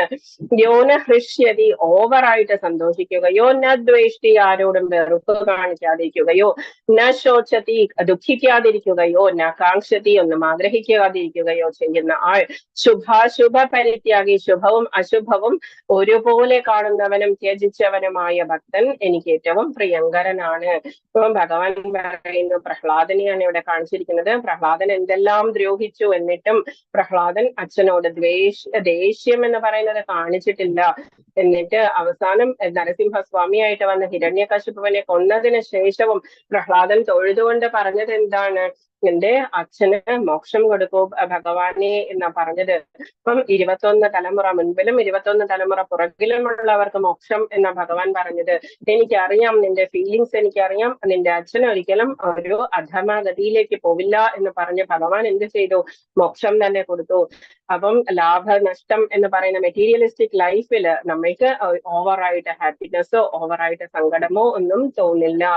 നമ്മള് എന്താണോ നമ്മൾക്ക് ഇപ്പം ശിഷ്യനോ മകനോ നമ്മൾക്കൊരു കുഞ്ഞില്ല എന്നൊക്കെ പറഞ്ഞ് നമ്മൾ ഓവറായിട്ട് വിഷമിക്കാതെ ഭഗവാനെ തന്നെ കുഞ്ഞായിട്ട് സ്വീകരിക്കുക എന്ന് ആചാര്യന്മാരെ പറയുന്നത്. നീ തന്നെ ഉണ്ടല്ലോ ഉണ്ണി, പൂന്താനം എഴുതിയതുപോലെ എനിക്ക് നീ മതിയല്ലോ എന്ന് പറഞ്ഞതുപോലെ ഉണ്ണിയായിട്ട് നീ ഉണ്ടെങ്കിൽ പിന്നെ വേറെ എന്തിനാണ് എന്ന് ചോദിച്ചതുപോലെ ശുഭങ്ങളും അശുഭങ്ങളും പാപഭംഗിലമായിട്ടുള്ള പ്രവർത്തനങ്ങൾക്ക് അതീതനാണ് ഭക്തൻ എന്ന് പറയുന്നത്. ഭക്തന് എന്തെല്ലാം ഭഗവാന് വേണ്ടി ചെയ്യാനും ഭക്തർക്ക് വേണ്ടി ചെയ്യാനും ഭഗവാന് യാതൊരു ഭക്തന് യാതൊരു വിഷമവുമില്ല. ഇത് അംബരീഷന്റെ സ്റ്റോറി നമ്മൾ പറഞ്ഞിട്ടുള്ളതാണ്. അംബരീഷന്റെ സ്റ്റോറിയിലാണ് ദുർവാസ മഹർഷിയോട് ഭഗവാൻ പറയുന്നത്, അഹം ഭക്ത പരാധീന, ഞാൻ ഭക്തൻ അധീനനാണ്, I am the puppet of his hands എന്ന് പറയുന്നത്. പപ്പറ്റാണ് ഭക്തന്റെ കയ്യിലെ എന്ന് പറയുന്നത്. ശത്രുക്കളിലും മിത്രങ്ങളിലും സമഭാവനയോടുകൂടി, നമ്മൾക്ക് വളരെ ടഫായിട്ടുള്ള കാര്യമാണ് ശത്രുക്കളോട് ഒരുപോലെ കാണുക എന്ന് പറയുന്നത്. പക്ഷേ അങ്ങനെയുള്ള ആളാണ് ഭഗവാൻ ഇഷ്ടം. മാനാപമാനങ്ങൾ, നമ്മൾക്ക് കുറച്ചൊരു അപമാനം ഉണ്ടായാൽ നമ്മൾക്ക് ദേഷ്യം വരും, സങ്കടം വരും, ഒരാഴ്ച നമ്മൾ പനി പിടിച്ച് കിടക്കും, ഇതൊക്കെ നമ്മൾക്ക് ഉണ്ടാകും. പക്ഷേ ത്രിനാഥപി സുനീചേന തരോരപി സഹിഷ്ണുന അമാനിന മാനദേന, നമ്മളെ ഇങ്ങോട്ട് അപമാനിച്ചാലും അങ്ങോട്ട് അത് ചെയ്യാതിരിക്കുക, ശാന്തമായിട്ടിരിക്കുക. നമ്മൾ അതിൽ ആക്ഷൻ എടുത്താൽ ഭഗവാൻ എന്താ ചെയ്യുക? ഭഗവാൻ അതിൽ ആക്ഷൻ എടുക്കില്ല. നമ്മൾ മിണ്ടാണ്ടിരുന്ന് കഴിഞ്ഞാൽ ഷുവറായിട്ടും ഭഗവാൻ അതിന് ഓപ്പോസിറ്റ് എന്താണോ വേണ്ടത് അത് ചെയ്തിരിക്കും. അതായിരിക്കും ശരിയായ വഴി, നമ്മൾ ചെയ്യുന്നതായിരിക്കും റോങ് ആയിട്ടുള്ള വഴി എന്നുള്ളത് മനസ്സിലാക്കുക. മാനാപമാനങ്ങൾ, ശീതോഷ്ണങ്ങൾ, കുറച്ചൊരു മഴ പെയ്താൽ മതി, നമ്മൾ പറയും അയ്യോ ശല്യം എന്ന് പറയും.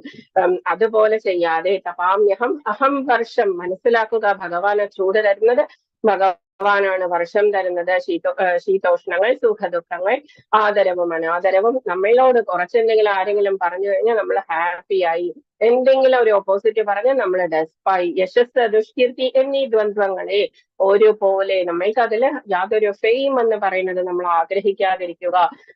അസത്സംഗത്തിൽ നിന്നെല്ലായ്പ്പോഴും മുക്തനായിരിക്കുക. മൗനിയും ജ്ഞാനത്തിൽ ഉറച്ചവനും എപ്പോഴും പഠിക്കുക, നമ്മൾ അധ്യയനം ചെയ്യുക, വേദാധ്യയനം. നമ്മളുടെ കയ്യിലിരിക്കുന്ന ഭഗവത്ഗീത ഓരോ ശ്ലോകവും വായിച്ച് വായിച്ച് മീനിങ്സ് മനസ്സിലാക്കി വരുമ്പോഴാണ് നമ്മൾക്ക് മനസ്സിലാകുന്നത് അയ്യോ ഇനി എത്രയോ പഠിക്കാനുണ്ട് എന്നുള്ളത്.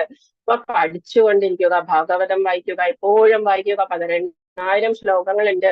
18,000 ശ്ലോകങ്ങൾ ഓരോ ദിവസം ഓരോ ലെസൺ വെച്ചിട്ട് വായിച്ചാൽ പോലും നമ്മൾ എത്ര ദിവസം എടുക്കും? സദാ സംതൃപ്തനായി എപ്പോഴും ഹാപ്പി ആയിട്ടിരിക്കുക. എന്ത് തന്നാലും ഭഗവാൻ തരുന്നതാണ്, ഭഗവാൻ അറിഞ്ഞു തരുന്നതാണ് എന്ന് മനസ്സിലാക്കുക. ഗാർഹിക ബോധം ഉപേക്ഷിച്ച് എന്ന് പറഞ്ഞു കഴിഞ്ഞാൽ വീട്ടിൽ നിന്ന് പുറത്തേക്ക് പോകുക എന്നുള്ളതല്ല. ഓവറായിട്ട് അറ്റാച്ച്ഡ് ആകാതെ ഭക്തിയുടെ സേവനത്തിൽ ഏർപ്പെട്ടിരിക്കുന്ന ഭക്തൻ എനിക്ക് എപ്പോഴും പ്രിയങ്കരനാണ്. എല്ലാവരെയും, കുട്ടികളെയും ആരൊക്കെയാണോ വീട്ടിലുള്ളത് എല്ലാവരെയും ഉൾക്കൊള്ളിച്ചുകൊണ്ട് ഭക്തി ചെയ്യാൻ ശ്രമിക്കുക. എല്ലാവരും എഗെയിൻസ്റ്റ് ആണെങ്കിൽ എന്ത് ചെയ്യുക? ഒറ്റയ്ക്കിരിക്കുന്ന സമയത്ത് മാത്രം ഉപാസന ചെയ്യുക. അതല്ലെങ്കിൽ വേറൊരാളെ കൊണ്ട് ചീ എന്ന് പറയാൻ ഇടയാക്കരുത് നമ്മളുടെ ഉപാസനയെ. ഇപ്പം എങ്ങനെയാണ് നമ്മളെ സമശത്രോച്ചമിത്രേച്ച് മാനാപമാനയോ തുല്യ അസംഗവർജിത അനികേത, എപ്പോഴും അനികേത സ്ഥിരമതിർ എന്ന് പറഞ്ഞാൽ ഗാർഹിക ബന്ധമില്ലാതെ എങ്ങനെയൊക്കെയാണ് നമ്മൾ സന്തുഷ്ടോയെന്നൊക്കെ കിട്ടിയത് കൊണ്ട് സന്തോഷിക്കുക. അപ്പുറത്തെ ഉള്ള വീട്ടിലെ ഒരാൾക്ക് 2 കുട്ടികളുണ്ടായി, എനിക്ക് ഒരു കുട്ടിയേ ഉള്ളൂ, അല്ലെങ്കിൽ അയാളുടെ കാറ് വേറെ വലിയ കാറാണ്, എനിക്ക് ആകെ 2 സെന്റ് സ്ഥലമേ ഉള്ളൂ, ഇങ്ങനെയൊന്നും വിചാരിക്കാതെ ആരെയും കമ്പയർ ചെയ്യാതെ നമ്മള് മൗനി എന്ന് പറഞ്ഞാൽ മിണ്ടാതിരിക്കുക എന്നുള്ളതല്ല, അനാവശ്യമായിട്ട് സംസാരിക്കാതെ നമ്മള് ഭഗവാന്റെ നാമം ജപിക്കാനുള്ളതാണ് നാവ് എന്ന് മനസ്സിലാക്കി നമ്മൾ അതിലേക്ക് കൂടുതൽ ആ ഒരു ഇതിലേക്ക് പോവുക. അപ്പൊ കൃഷ്ണൻ ഒരാളെ സ്നേഹിക്കാൻ കാരണമാകുന്നത് എന്താ? തടസ്ഥ ലക്ഷണം. നമ്മള് ഭക്തിയിൽ നിന്ന് സ്വതന്ത്രമല്ല, നമ്മളെപ്പോഴും ഭഗവാനുമായിട്ട് കണക്റ്റഡ് ആയിട്ടിരിക്കുക. നമ്മൾക്ക് എന്താണ് നമ്മൾക്ക് വേണ്ടത്? ഭക്തി എന്നുള്ളത് മാത്രമാണ് ഒരു ഗുണമായിട്ട് നമ്മൾക്ക് വേണ്ടത്. ഒരാളുടെ സ്വയത്തോടുള്ള മനോഭാവം, നിർമ്മമോ നിരഹങ്കാര ഗതവ്യത സർവ പരിത്യാഗി, ഈ തരത്തിലുള്ള ഫീലിങ്സ് ആയിരിക്കണം. അസൂയയില്ലാതെ, ഉദാസീനനായിട്ട്, ശത്രുക്കളോടും മിത്രങ്ങളോടും ഒരുപോലെ. എന്താണ് നമ്മൾക്ക് വേണ്ട ക്യാരക്ടർ എന്നാ പറയുന്ന ഭക്തന്? അസത് സംഘത്തിൽ നിന്ന് എപ്പോഴും മുക്തനായിട്ട്, മൗനിയായിട്ട്, സംതൃപ്തി, സഹിഷ്ണുത, ദക്ഷത എന്ന് പറഞ്ഞാൽ എല്ലാം ചെയ്യാനുള്ള ഒരു കഴിവ്, സ്വയം നിയന്ത്രിതമായിട്ട് എന്തിലും നമ്മൾ ഇത് നമ്മളുടെ നാവിലൊരു വേറെ ഒരു ചീത്ത വേർഡ് വരാതിരിക്കുക. നാമം ജപിക്കുന്ന നാവാണ്.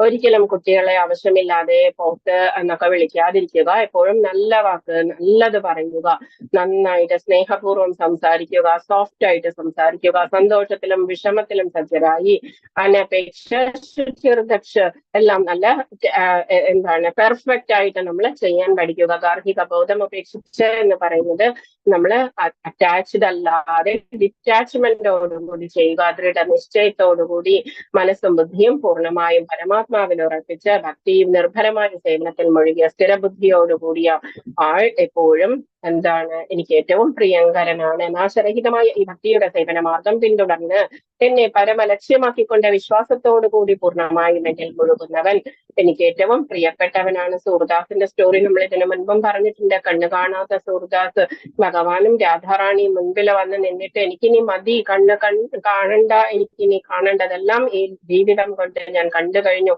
ഈ ഒറ്റ സൈറ്റ് മതി. രാധാകൃഷ്ണോ ഗതിർ മമ ജീവനേ നിധനേ നിത്യം രാധാകൃഷ്ണോ ഗതിർ മമ. ജീവനത്തിലാണെങ്കിലും മരണത്തിലാണെങ്കിലും എനിക്ക് രാധാകൃഷ്ണോ ഗതിർ മമ എന്ന് പറയുന്ന ആ ഭാവം, അത് മാത്രം മതി ഭഗവാന്. ആ ഒരു ഭാവം മാത്രം മതി. അതല്ലാതെ നമ്മൾ വേറെ എന്തെങ്കിലും നിസ്സാരമായിട്ടുള്ള കാര്യങ്ങൾ, ഇപ്പം കുട്ടികളുടെ ജോലി, അതല്ലെങ്കിൽ കുട്ടികളുടെ കല്യാണം, നമ്മൾക്ക് തന്നെ എന്തെങ്കിലുമൊക്കെ നമ്മൾ ചോദിക്കുമ്പോൾ ആത്മനിവേദനം എന്ന് പറഞ്ഞുകൊണ്ട് നമ്മൾക്ക് ചോദിക്കാം. പിതാവ്, പിതാമഹൻ, അമ്മ, ദാതാവ് എന്നൊക്കെ ഭഗവാൻ പറഞ്ഞിട്ടുള്ളത് കൊണ്ട്. പക്ഷേ നമ്മൾ അതൊക്കെ ചോദിക്കുമ്പോൾ ഒരു രാജാവിന്റെ മുൻപിൽ പോയിട്ട് നമ്മൾ ധാന്യ കണങ്ങൾ, കുറച്ച് ധാന്യം തരൂ എന്ന് പറഞ്ഞതുപോലെ നിസ്സാരമാണ് നമ്മൾ ചോദിക്കുന്നതൊക്കെ. ഭഗവാൻ അതിനേക്കാളും, നമ്മൾ ഒരു ചെറിയ ക്യാൻവാസിലാണ് നമ്മളെ കാണുന്നത്, ഒരു ഫ്രെയിമില്. ഭഗവാൻ നമ്മളെ കാണുന്നത് വലിയ ഫ്രെയിമിലാണ്, വലിയ ക്യാൻവാസിലാണ്. നമ്മളുടെ പുറകും മുൻപിലും എല്ലാം ഭഗവാന് കാണാം. ഫ്യൂച്ചറും ബാക്കും ഒക്കെ ഭഗവാന് കാണാം, പാസ്റ്റും ഒക്കെ. അതുകൊണ്ട് കുറച്ച് ധാന്യം ചോദിച്ചു വാങ്ങിച്ചത് ഞാൻ പറഞ്ഞിട്ടുണ്ടെന്ന് തോന്നുന്നു. ഒരു ഒരു സാധാരണ ഒരു ഓർഡിനറി പേഴ്സൺ, അയാളുടെ നാട്ടിൽ അന്ന് രാജാവ് വരുന്നു, ആദ്യമായിട്ട് വരുന്നു. അപ്പം രാജാവിനോട് എന്തും ചോദിക്കാം എന്ന് പറഞ്ഞുകൊണ്ട് വിളംബരമൊക്കെ ചെയ്തു. അങ്ങനെ ഇരിക്കുന്ന സമയത്ത് ഇയാൾ എന്താ ചോദിക്കുക, ഓരോരുത്തരെ ഗ്രാമം ചോദിക്കുന്നു, പശുവിനെ ചോദിക്കുന്നു, കല്യാണം കഴിക്കാനായിട്ട് ഒരു കന്യയെ ചോദിക്കുന്നു. ഇങ്ങനെ ഓരോരുത്തരും ഓരോന്ന് ചോദിക്കുന്ന സമയത്ത് ഇയാൾ ഇങ്ങനെ ഇരുന്ന സമയത്ത് അകത്ത് നിന്ന് ഭാര്യ വിളിച്ചു ചോദിച്ചു, എന്താ അവിടെ ചെയ്യുന്നതെന്ന് ചോദിച്ചു. എന്തിനാന്ന് ചോദിച്ചപ്പോ പറഞ്ഞു, എനിക്കൊരു 1/2 കിലോ കുമ്പളങ്ങ വേണം ഉച്ചയ്ക്ക് കറി വെക്കാൻ എന്ന് പറഞ്ഞു. ആ സമയത്ത് രാജാവ് മുൻപിലെത്തിയ സമയത്ത് ഇയാളോട് ചോദിച്ചു, എന്താ വേണ്ടതെന്ന്. എനിക്ക് 1/2 കിലോ കുമ്പളങ്ങ വേണം എന്ന് പറഞ്ഞു. ആ തരത്തിലായിരിക്കും നമ്മള് ഭഗവാനോട് ഇത്ര നിസ്സാരമായിട്ടുള്ള കാര്യങ്ങൾ ചോദിക്കുന്നത്. രാജാവിനോട് ചോദിച്ചാൽ ഒരു ഗ്രാമം, ഒരു കുമ്പളങ്ങ തോട്ടം കിട്ടുന്നിടത്ത്. അപ്പം അതാണ് ഭഗവാൻ എന്ന് പറയുന്നത്. നമ്മൾക്ക് എന്താ തരാൻ, ഭഗവാനെ നിന്റെ ഇച്ഛ അത് നീ തരൂ എന്ന് പറയുക. ആ ഒരു ഭാവത്തിൽ നമ്മൾ വന്നു കഴിയുമ്പോൾ അതാണ് ഭഗവാൻ ഏറ്റവും പ്രിയങ്കരം. നാശരഹിതമായി ഭക്തിയുത സേവനം പിന്തുടരുന്നു. ഭഗവാനെ പരമാ ലക്ഷ്യം എന്താണ്? ഭഗവാനാണ്.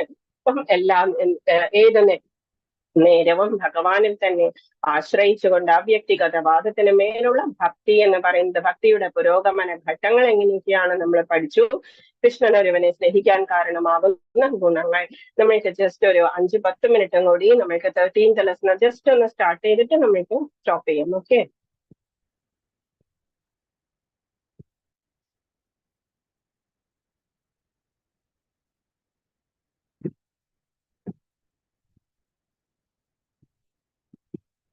ജസ്റ്റ് ഒന്ന് സ്റ്റാർട്ട് ചെയ്ത് വെച്ചിട്ട് നമ്മൾക്ക് ബാക്കി നാളെ എടുക്കാം.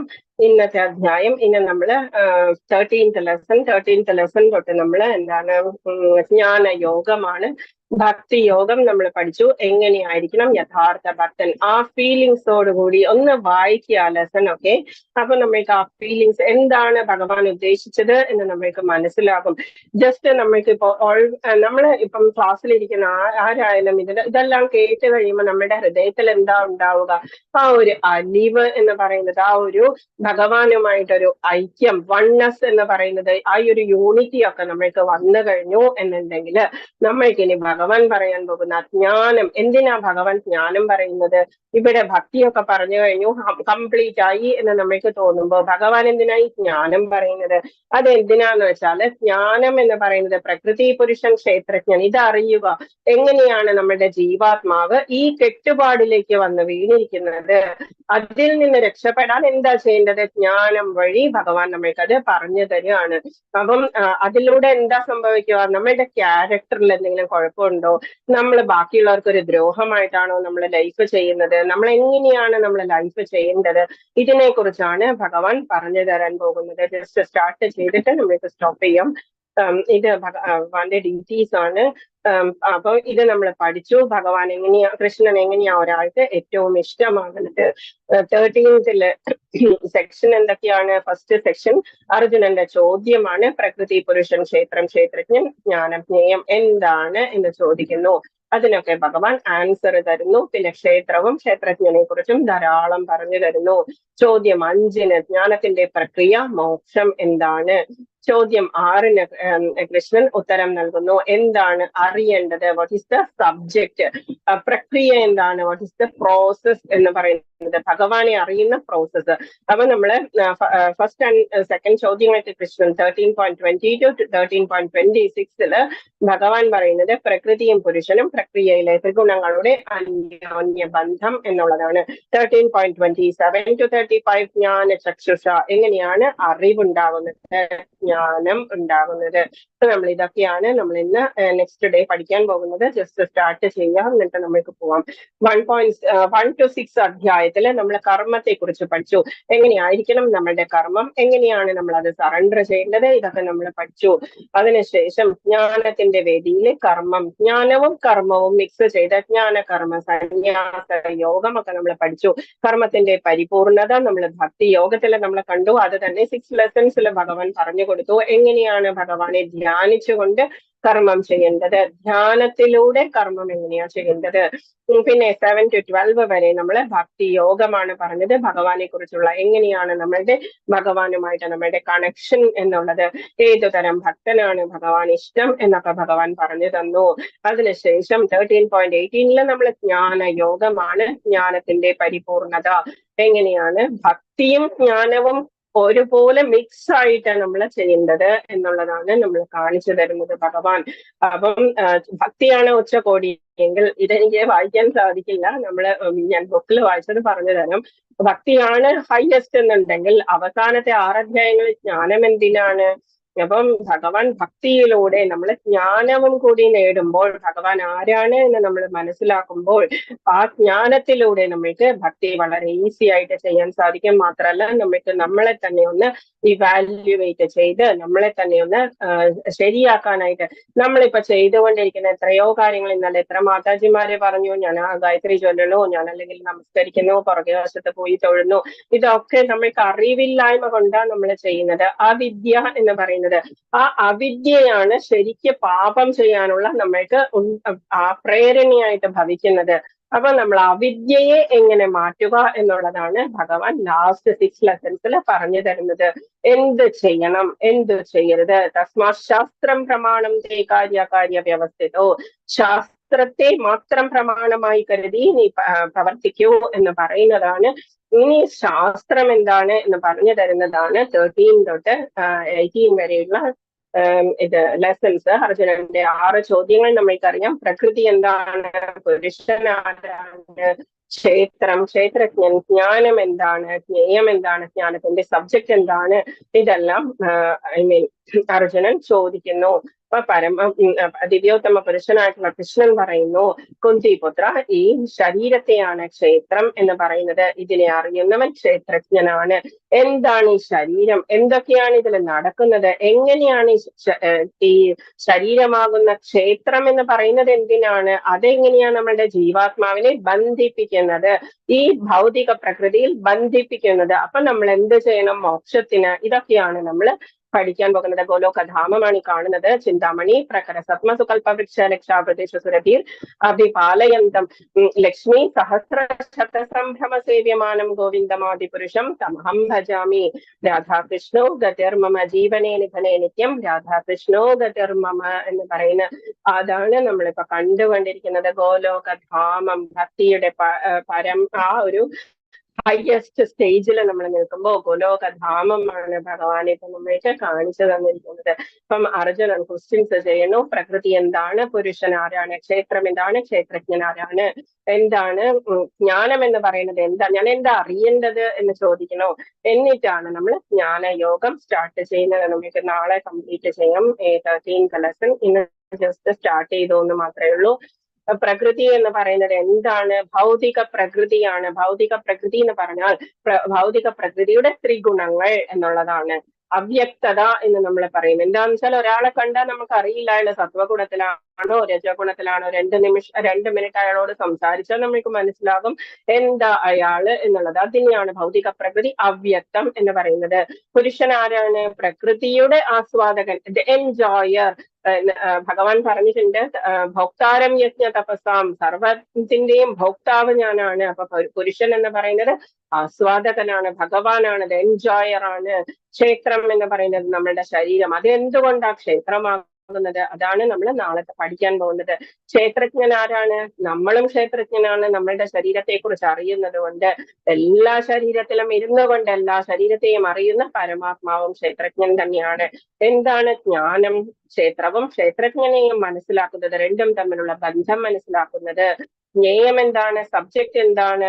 എങ്ങനെയാണ് ഭൗതിക പ്രകൃതി നമ്മളുടെ ശരീരത്തെ കർമ്മം ചെയ്യിക്കുന്നത്? അതെങ്ങനെയാണ് പരമാത്മാവുമായിട്ട് നമ്മൾ ബന്ധിപ്പിച്ചുകൊണ്ട് നമ്മൾ എങ്ങനെയാണ് രക്ഷപ്പെടേണ്ടത്? ഇതാണ് നമ്മൾ നാളെ തൊട്ട് പഠിക്കാൻ പോകുന്നത്. ഓക്കെ, നമുക്ക് ഇവിടെ വരെ സ്റ്റോപ്പ് ചെയ്തിട്ട് നാളെ ബാക്കി എടുക്കാം. ഓക്കെ, ഇതൊക്കെ നമ്മൾക്ക് നാളെ നോക്കാം. ഓക്കെ, ഹരേ കൃഷ്ണ. ഓക്കെ, എന്തെങ്കിലും ഡൗട്ട്സ് ഉണ്ടെങ്കിൽ ചോദിക്കാം. ഹരേ കൃഷ്ണ.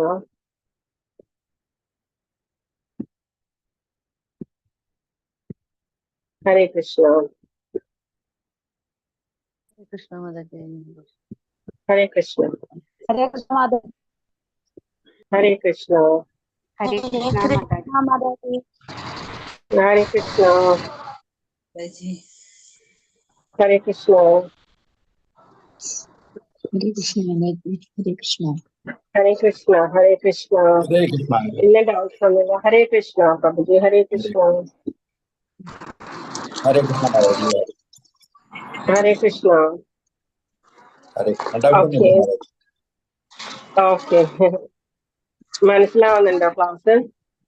മനസ്സിലാവുന്നുണ്ട് മാതാജി, മനസ്സിലാവുന്നുണ്ട്. ഓക്കെ, എന്റർടൈനിങ് ആണോ ക്ലാസ്? നല്ലതാണോ? എൻജോയ് ചെയ്യാൻ പറ്റുന്നുണ്ടോ? ഉണ്ട് ഉണ്ട്. ഹരേ കൃഷ്ണ. ഹരേ ഓക്കെ, സിന്ധു മാതാജി എപ്പോഴും വേഗം പോകുന്നതാണല്ലോ. ഇന്ന് പോയിട്ടില്ല സിന്ധു മാതാജി. ഹരേ ഹരേ കൃഷ്ണ. കൃഷ്ണ. ഇന്നെന്താ പോവാത്തെ? പോയില്ല. അമ്മ എങ്ങനെയുണ്ട് മാതാജി? പനി ചുമക്കെ. അമ്മ ഇപ്പൊ നടന്നു തുടങ്ങി മാതാജി. ഓ ഭാഗ്യം. അപ്പൊ വീട്ടിലാണോ മാതാജി? ഞാനിപ്പൊ ഇങ്ങോട്ട് വീട്ടിലാണോ ഇപ്പൊ? വന്നേക്കാണ്. ഞാൻ പനിയാണ് എനിക്ക്. അപ്പൊ അത് കാരണം അമ്മയുടെ അടുത്ത് നിക്കണ്ട വിചാരിച്ചു. പനി ചുമയൊക്കെ. അമ്മയുടെ അടുത്ത് ഇപ്പൊ അച്ഛനും ഹോം നേഴ്സും മാത്രമേ ഉള്ളൂ. അത് ശരി. സംസാരിക്കുന്നൊക്കെ ഉണ്ടോ? സംസാരം ഒരു 99% ആയിട്ടുണ്ട്. ഒന്നുകൂടെ ക്ലിയർ ആവാനുണ്ട്.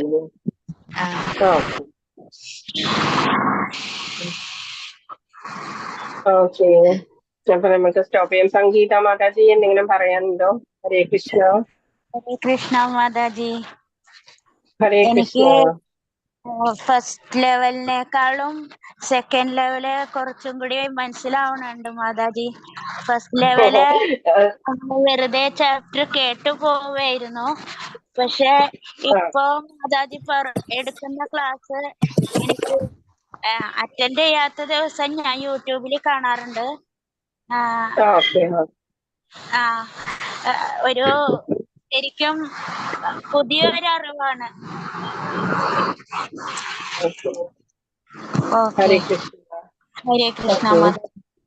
ഹരേ കൃഷ്ണ. സുജാത മാതാജി, ഇന്ദിര മാതാജി, അജിത ഹരേ കൃഷ്ണ മാതാജി. മാതാജി. ഹരേ കൃഷ്ണ. ഹരേ കൃഷ്ണ. ഹരേ കൃഷ്ണ. ആതിര മാതാജി. ഹരേ കൃഷ്ണ. ലത മാതാജി. ഹരേ കൃഷ്ണ. ഓക്കെ, നമുക്കിപ്പോ ഡൗട്ട്സ് ഒന്നും ഇല്ലെങ്കിൽ സ്റ്റോപ്പ് ചെയ്യാം. ഹരേ കൃഷ്ണ. നാളെ 13th ലെസൺ നമുക്ക് മാക്സിമം എടുക്കാം. ഹരേ കൃഷ്ണ. ഞങ്ങൾക്കിപ്പം എക്സാം പറഞ്ഞിട്ടുണ്ട്, എക്സാം അനൗൺസ് ചെയ്തിട്ടുണ്ട്. അതിൽ 13th ലെസൺ തുടങ്ങുന്ന യൂണിറ്റ് 3 ആണ്. അപ്പൊ ഓൾറെഡി ഞാനത് പഠിച്ചുകൊണ്ടിരിക്കുക. ആദ്യത്തെ പോർഷൻസ് പഠിച്ചുകൊണ്ടിരിക്കുകയാണ്. എന്താണ് ക്ഷേത്രം, എന്താണ് ആരാണ് ക്ഷേത്രജ്ഞൻ, പ്രകൃതി ആരാണ്, ജ്ഞേയം എന്താണ്, ഇതൊക്കെ ഡീറ്റെയിൽഡ് ആയിട്ട് എഴുതാനാണ് ഫസ്റ്റ് ക്വസ്റ്റ്യൻ തന്നിരിക്കുന്നത്.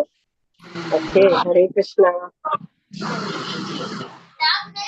ഓക്കെ, നമുക്ക് സ്റ്റോപ്പ് ചെയ്യാം. ഹരേ കൃഷ്ണ കൃഷ്ണ കൃഷ്ണ ഹരേ ഹരേ, ഹരേ രാമ രാമ രാമ ഹരേ ഹരേ. ഹരേ കൃഷ്ണ കൃഷ്ണ കൃഷ്ണ ഹരേ ഹരേ, ഹരേ രാമ രാമ രാമ ഹരേ ഹരേ. ഹരേ കൃഷ്ണ കൃഷ്ണ കൃഷ്ണ ഹരേ ഹരേ, ഹരേ രാമ രാമ ഹരേ ഹരേ. ഹരേ കൃഷ്ണ. ഗീത മാതാജി, ഹരേ കൃഷ്ണ. ഹരേ കൃഷ്ണ. ഹരേ കൃഷ്ണ. ഹരേ കൃഷ്ണ. ദീപ മാതാജി, ഹരേ ഹരേ കൃഷ്ണ. കൃഷ്ണ. ഹരേ കൃഷ്ണ പ്രഭുജി, ഹരേ കൃഷ്ണ. ഹരേ കൃഷ്ണ.